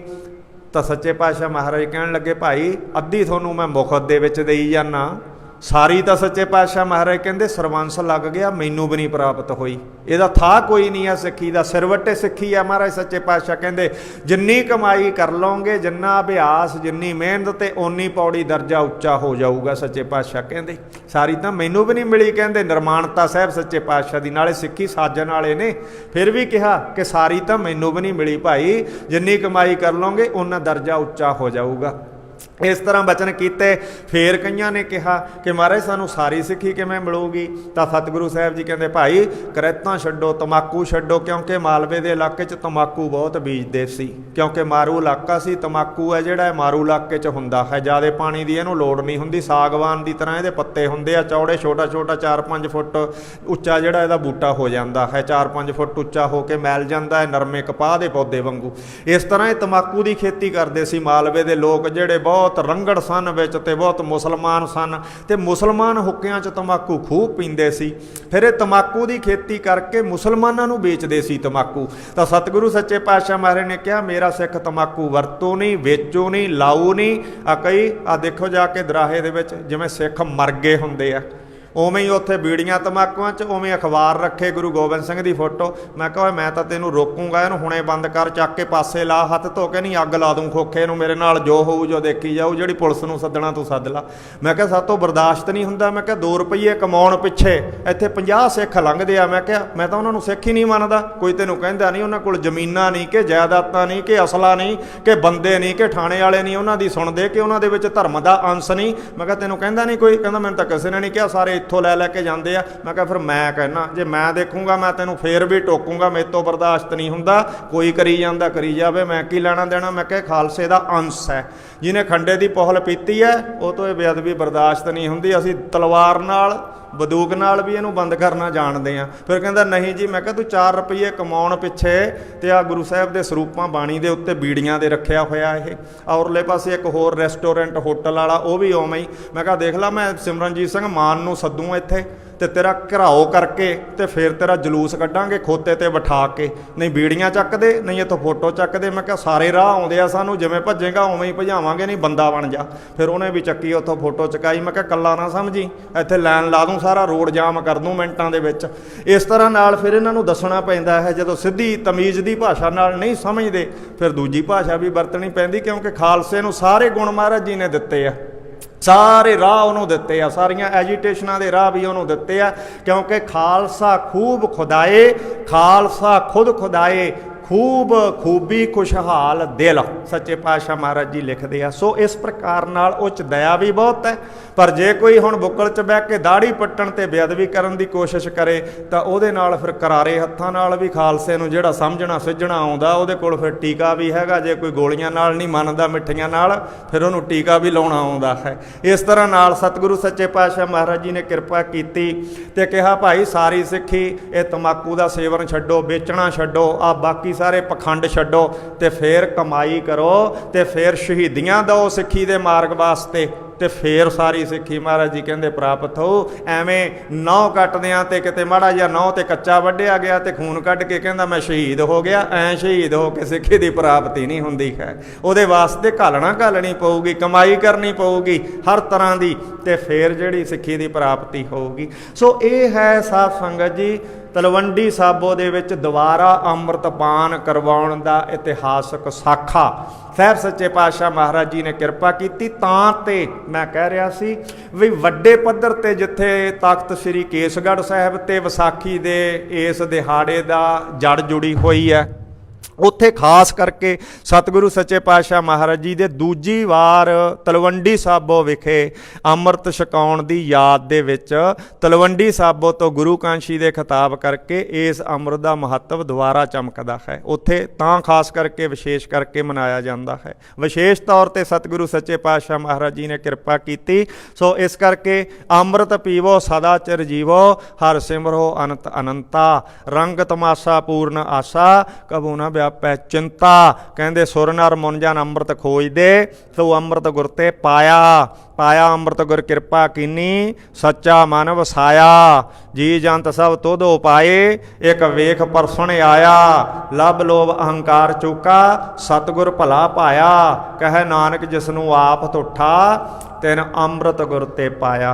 तेन अंम੍ਰਿਤ गुर ते पाया जी, तेन अंम੍ਰਿਤ गुर ते पाया, तेन अंम੍ਰਿਤ गुर ते पाया जी, तेन अंम੍ਰਿਤ गुर ते पाया, अंम੍ਰਿਤ गुर ते जी, तेन अंम੍ਰਿਤ गुर ते पाया, अंम੍ਰਿਤ गुर ते पाया जी, तेन अंम੍ਰਿਤ गुर ते पाया, अंम੍ਰਿਤ गुर ते पाया जी, तेन अंम੍ਰਿਤ गुर ते पाया, अंम੍ਰਿਤ गुर ते पाया जी, तेन अंम੍ਰਿਤ गुर ते पाया। सो साध संगत जी वक्त हो चुकिया है। ਆਉਣ ਵਾਲੇ ਸਮੇਂ ਦੇ ਵਿੱਚ ਹੋਰ ਵੀ ਬੜਾ ਡਿਟੇਲ ਹੈ, ਨਾਲ ਨਾਲ ਆਪਾਂ ਸਰਵਣ ਕਰਦੇ ਜਾਵਾਂਗੇ। ਨਿਰੰਕਾਰੀ ਕਾਂਡ ਦਾ ਡਿਟੇਲ ਅਜੇ ਰਹਿ ਗਿਆ ਸੀ ਕੱਲ੍ਹ ਵੀ ਅੱਜ ਵੀ, ਕਿਉਂਕਿ ਫਿਰ ਹੋਰ ਖੋਜ ਮਿਲ ਜਾਂਦੀ ਹੈ ਵਿਸਾਖੀ ਨਾਲ ਸੰਬੰਧਿਤ। ਜਿੰਨਾ ਕਥੀ ਚੱਲੀਏ ਬ੍ਰਹਮੈ ਕਥ ਕਥ ਅੰਤ ਨਾ ਪਾਇਆ, ਰਾਮ ਭਗਤ ਬੈਠੇ ਘਰ ਆਇਆ। ਕਹਿੰਦੇ ਭਗਤੀ ਕਰੀਏ, ਖੰਡੇ ਦਾ ਅੰਮ੍ਰਿਤ ਛਕੀਏ, ਨਾਮ ਨਾਲ ਜੁੜੀਏ, ਸੱਚਾਈ ਤੇ ਇਨਸਾਫ ਨਾਲ ਜੁੜੀਏ, ਉਸ ਬਾਜਾਂ ਵਾਲੇ ਪਾਤਸ਼ਾਹ ਕਲਗੀਧਰ ਜੀ ਦੀਆਂ ਖੁਸ਼ੀਆਂ ਪ੍ਰਾਪਤ ਕਰੀਏ, ਵਿਕਾਰਾਂ ਤੇ ਮਾੜੇ ਕੰਮਾਂ ਨੂੰ ਤਿਆਗੀਏ, ਤਾਂ ਹੀ ਸਾਡਾ ਇਹ ਖਾਲਸਾ ਪੰਥ ਦਾ ਖਾਲਸਾ ਦਿਹਾੜਾ ਮਨਾਉਣ ਦਾ ਸ਼ੁਭ ਅਵਸਰ ਜਿਹੜਾ ਸਫਲ ਹੈ। ਸੋ ਬਹੁਤ ਸਾਰੀਆਂ ਤਰੁੱਟੀਆਂ ਵਿਚਾਰ ਕਰਦਿਆਂ ਰਹਿ ਜਾਣੀਆਂ ਸੁਭਾਵਿਕ ਹੁੰਦੀਆਂ ਨੇ। ਦਾਸ ਖੇਮਾਂ ਦਾ ਜਾ ਚੁੱਕਾ ਹੈ। ਸੰਗਤ ਦੀ ਹਾਜ਼ਰੀ ਸਾਹਿਬ ਦਰ ਪ੍ਰਵਾਨ ਕਰਦੇ, ਧਰਮ ਅਨੁਕੂਲ ਕਾਰਜ ਰਾਸ ਕਰਨ। ਸੱਚੇ ਪਾਤਸ਼ਾਹ ਮਹਾਰਾਜ ਖੰਡੇ ਬਾਟੇ ਦਾ ਅੰਮ੍ਰਿਤ ਜੋ ਅਮੋਲਕ ਹੈ, ਉਹ ਭਾਈ ਜਿਨ੍ਹਾਂ ਦੇ ਹਿਰਦੇ 'ਚ ਚਾਹਨਾ ਉਹਨਾਂ ਨੂੰ ਪ੍ਰਾਪਤੀ ਕਰਵਾਉਣ, ਕਿਉਂਕਿ ਕੋਈ ਸਸਤੀ ਵਸਤੂ ਨਹੀਂ ਹੈ, ਕੋਈ ਮਿੱਠਾ ਪਾਣੀ ਨਹੀਂ ਹੈ ਵੀ ਜਾ ਕੇ ਦੁਕਾਨ 'ਤੇ ਜਿਵੇਂ ਇਹ ਸਿਰਵੱਟੇ ਸਿੱਖੀ ਹੈ, ਸੀਸ ਭੇਟ ਦਿਓ ਜੇ ਸਤਿਗੁਰ ਸਾਚੇ ਭਾਵੈ। ਜਦੋਂ ਅੰਮ੍ਰਿਤ ਛਕਾਉਂਦੇ ਹੈ ਉਦੋਂ ਪੰਜ ਪਿਆਰਿਆਂ ਦੇ ਵਿੱਚ ਇੱਕ ਛੇਵਾਂ ਪਿਆਰਾ ਹੁੰਦਾ। ਕਦੇ ਵੀ ਤੁਸੀਂ ਦੇਖਿਓ, ਮਰਜ਼ਾਦਾ ਪੜ੍ਹ ਕੇ ਦੇਖੋ, ਉਹ ਛੇਵਾਂ ਪਿਆਰਾ ਜਦੋਂ ਸਾਰੇ ਪਹੁੰਚ ਜਾਂਦੇ ਆ ਅੰਮ੍ਰਿਤ ਛਕਣ ਦੇ ਅਭਿਲਾਖੀ, ਫਿਰ ਉਹ ਪੁੱਛਦਾ ਵੀ ਸਾਰੇ ਤੁਸੀਂ ਤਿਆਰ ਹੋ ਕੇ ਆ ਗਏ? ਤਾਂ ਫਿਰ ਉਹ ਕਹਿੰਦਾ ਵੀ ਹੁਣ ਅੱਜ ਤੋਂ ਬਾਅਦ ਜਿਹੜਾ ਤੁਸੀਂ ਸਿਰ ਹੈ ਤੁਹਾਡਾ ਇਹ ਸਤਿਗੁਰੂ ਦਾ ਹੋ ਗਿਆ, ਤੁਹਾਡੀ ਮੱਤ ਸਤਿਗੁਰੂ ਦੀ ਹੋ ਗਈ। ਹੁਣ ਤੁਸੀਂ ਗੁਰਬਾਣੀ ਦੇ ਸਿਧਾਂਤਾਂ ਨੂੰ ਸਮਝਣਾ ਹੈ, ਗੁਰਬਾਣੀ ਦੇ ਸਿਧਾਂਤਾਂ 'ਤੇ ਚੱਲਣਾ ਹੈ। ਹੋਰ ਤੁਹਾਡੇ ਵਾਸਤੇ ਹੁਣ ਕੋਈ ਰੋਲ ਮਾਡਲ ਨਹੀਂ ਹੈ ਅੱਜ ਤੋਂ ਬਾਅਦ। ਅੱਜ ਤੋਂ ਬਾਅਦ ਪਿੱਛੇ ਜਿਹੜੇ ਕੋਈ ਤੁਸੀਂ ਰੋਲ ਮਾਡਲ ਆਪਦੇ ਮੰਨ ਲਏ, ਉਹਨਾਂ ਨੂੰ ਹੁਣ ਤਿਆਗ ਦਿਓ। ਅੱਗੇ ਵਾਸਤੇ ਹੁਣ ਤੁਹਾਡਾ ਜਿਹੜਾ ਰੋਲ ਮਾਡਲ ਹੈ ਉਹ ਸ਼੍ਰੀ ਅਕਾਲ ਤਖਤ ਸਾਹਿਬ ਤੇ ਮੀਰੀ ਪੀਰੀ ਹੈ ਤੁਹਾਡਾ ਰੋਲ ਮਾਡਲ। ਇਹਦੇ ਵਾਸਤੇ ਤੁਸੀਂ ਫੌਜ ਦੇ ਵਿੱਚ ਵੀ ਇਹ ਪ੍ਰਤੱਗਿਆ ਕਰਾਉਂਦੇ ਆ। ਜਦੋਂ ਫੌਜ 'ਚ ਜਾਂਦਾ ਕੋਈ, ਪੁਲਿਸ ਮਹਿਕਮੇ 'ਚ ਜਾਂਦਾ, ਉਹ ਤੋਂ ਸੌਹਾਂ ਕਾਹਤੋਂ ਖਵਾਉਂਦੇ ਆ? ਇਸੇ ਕਰਕੇ ਖਵਾਉਂਦੇ ਆ ਵੀ ਤੁਹਾਡਾ ਹੋਰ ਕੋਈ ਰੋਲ ਮਾਡਲ ਨਹੀਂ, ਹੁਣ ਤੁਹਾਡਾ ਇਹ ਰੋਲ ਮਾਡਲ ਹੈ। ਇਹਦੇ ਵਾਸਤੇ ਤੁਸੀਂ ਜਾਨਵਰ ਨਹੀਂ ਹੈ, ਇੱਥੋਂ ਤੁਹਾਨੂੰ ਵਜੀਫੇ ਤੇ, ਇੱਥੋਂ ਤੁਹਾਨੂੰ ਤਰੱਕੀਆਂ ਤੇ, ਇੱਥੋਂ ਤੁਹਾਨੂੰ ਖਾਣ ਪੀਣ ਨੂੰ ਮਿਲਣਾ। ਉਹੀ ਗੱਲ ਪੰਜ ਪਿਆਰੇ ਕਹਿੰਦੇ ਹਨ ਕਿ ਭਾਈ ਹੁਣ ਤੁਹਾਡਾ ਰੋਲ ਮਾਡਲ ਇਹ ਹੈ, ਇਹਦੀ ਆਨ ਸ਼ਾਨ ਬਾਣ ਵਾਸਤੇ ਤਨ ਮਨ ਧਨ ਤੁਹਾਡਾ ਗੁਰੂ ਦਾ ਹੈ, ਇਹਦੇ ਵਾਸਤੇ ਲਾਉਣਾ, ਇਹਦੇ ਸਿਧਾਂਤਾਂ 'ਤੇ ਚੱਲਣਾ ਹੈ। ਸਿਰ ਤੁਹਾਡਾ ਹੈ ਹੀ ਨਹੀਂ, ਭਾਵ ਕਿ ਤੁਹਾਡੀ ਆਪਦੀ ਮੱਤ ਨਹੀਂ ਹੈ। ਹੁਣ ਇਹਦੀ ਮੱਤ ਦੇ ਅਨੁਕੂਲ ਤੁਸੀਂ ਚੱਲਣਾ। ਮਨ ਕੀ ਮੱਤ ਤਿਆਗੋ ਹਰ ਜਨ, ਹੁਕਮ ਬੂਝ ਸੁਖ ਪਾਈਐ ਰੇ। ਮਨ ਕੀ ਮੱਤ ਤਿਆਗੋ ਹਰ ਜਨ, ਇਹਾ ਬਾਤ ਕਠੈਨੀ। ਪੀਵੋ ਪਾਹਲ ਖੰਡ ਧਾਰ, ਹੋਏ ਜਨਮ ਸੁਹੇਲਾ। ਸੋ ਜਨਮ ਸੁਹੇਲਾ ਸੌਖਾ ਹੋ ਜਾਵੇਗਾ। ਸਾਰੇ ਪ੍ਰਕਾਰ ਦੀਆਂ ਗੁਲਾਮੀਆਂ ਦੇ ਜਿਹੜੇ ਫਸਤੇ ਵੱਢੇ ਜਾਣਗੇ ਜੇ ਖੰਡੇ ਬਾਟੇ ਦਾ ਅੰਮ੍ਰਿਤ ਛਕ ਕੇ ਉਹ ਕਲਗੀਧਰ ਪਾਤਸ਼ਾਹ ਜੀ ਦੀ ਖੁਸ਼ੀ ਤੇ ਥਾਪੜਾ ਪ੍ਰਾਪਤ ਕਰਾਂਗੇ। ਸੋ ਇੱਥੇ ਹੀ ਆਪਾਂ ਸਮਾਪਤੀ ਕਰੀਏ। ਸਤਿਗੁਰੂ ਸਾਹਿਬ ਜੀ ਦਾ ਲੜੀਵਾਰ ਇਤਿਹਾਸ ਆਉਣ ਵਾਲੇ ਸਮੇਂ ਦੇ ਵਿੱਚ ਆਪਾਂ ਸਰਵਣ ਕਰਦੇ ਰਹਾਂਗੇ। ਇੱਥੇ ਹੀ ਦਾਸ ਅਨੇਕ ਪ੍ਰਕਾਰ ਦੀਆਂ ਤਰੁੱਟੀਆਂ ਤੋਂ ਭੁੱਲਾਂ ਮੇਰੀਆਂ, ਰਹਿਮਤਾਂ ਆਪ ਜੀ ਦੀਆਂ। ਇਹੀ ਸਪਤਮੋ ਦੀਪ ਜਨੀਜੈ, 64 ਲੱਖ ਜੋਜਨ ਲਖ ਲੀਜੈ। ਇਸ ਸਮਾਨ ਇਹ ਸਾਗਰ ਜਾਨੋ, ਮਿਸਟ ਨੀਰ ਕੋ ਸਰਬ ਪਛਾਨੋ। ਇਸ ਸਮਾਨ ਇਹ ਸਾਗਰ ਜਾਨੋ, ਮਿਸਟ ਨੀਰ ਕੋ ਸਰਬ ਪਛਾਨੋ। ਵਾਹਿਗੁਰੂ ਜੀ ਕਾ ਖਾਲਸਾ, ਵਾਹਿਗੁਰੂ ਜੀ ਕੀ ਫਤਿਹ। ਹੈ ਅਚੁੱਤ ਹੈ ਪਾਰ ਬ੍ਰਹਮ, ਅਵਿਨਾਸੀ ਅਗਨਾਸ। हे पूरन हे सर्ब मह, दुख भंजन गुणतास। हे संगी हे निरंकार, हे निर्गुण सब टेक। हे गोबिंद हे गुण निधान, जाकै सदा विवेक। हे अपरंपर हर हरे, हैपी होवन हार। हे संत है के सदा संग, निधारा आधार। हे ठाकुर हों दसरो, मैं निर्गुण गुण नहीं कोय। नानक दीजै नाम दान, राखों ही है परोए। आए प्रभ शरणागति, कृपा निध दयाल। एक अखर हर मन बसत, नानक होत निहाल। कथा निता प्रति होत है, सुनो सो सिंह सुजान। नानक गुरु गोबिंद सिंह जी, सदा करे कल्याण। जैसे बन हर पात में, पात पात में पात। तैसे गुरु नानक की बात में, बात बात में बात। तैसे गुरु नानक की बात में, बात बात में बात। वाहिगुरु जी का खालसा, वाहिगुरु जी की फतेह।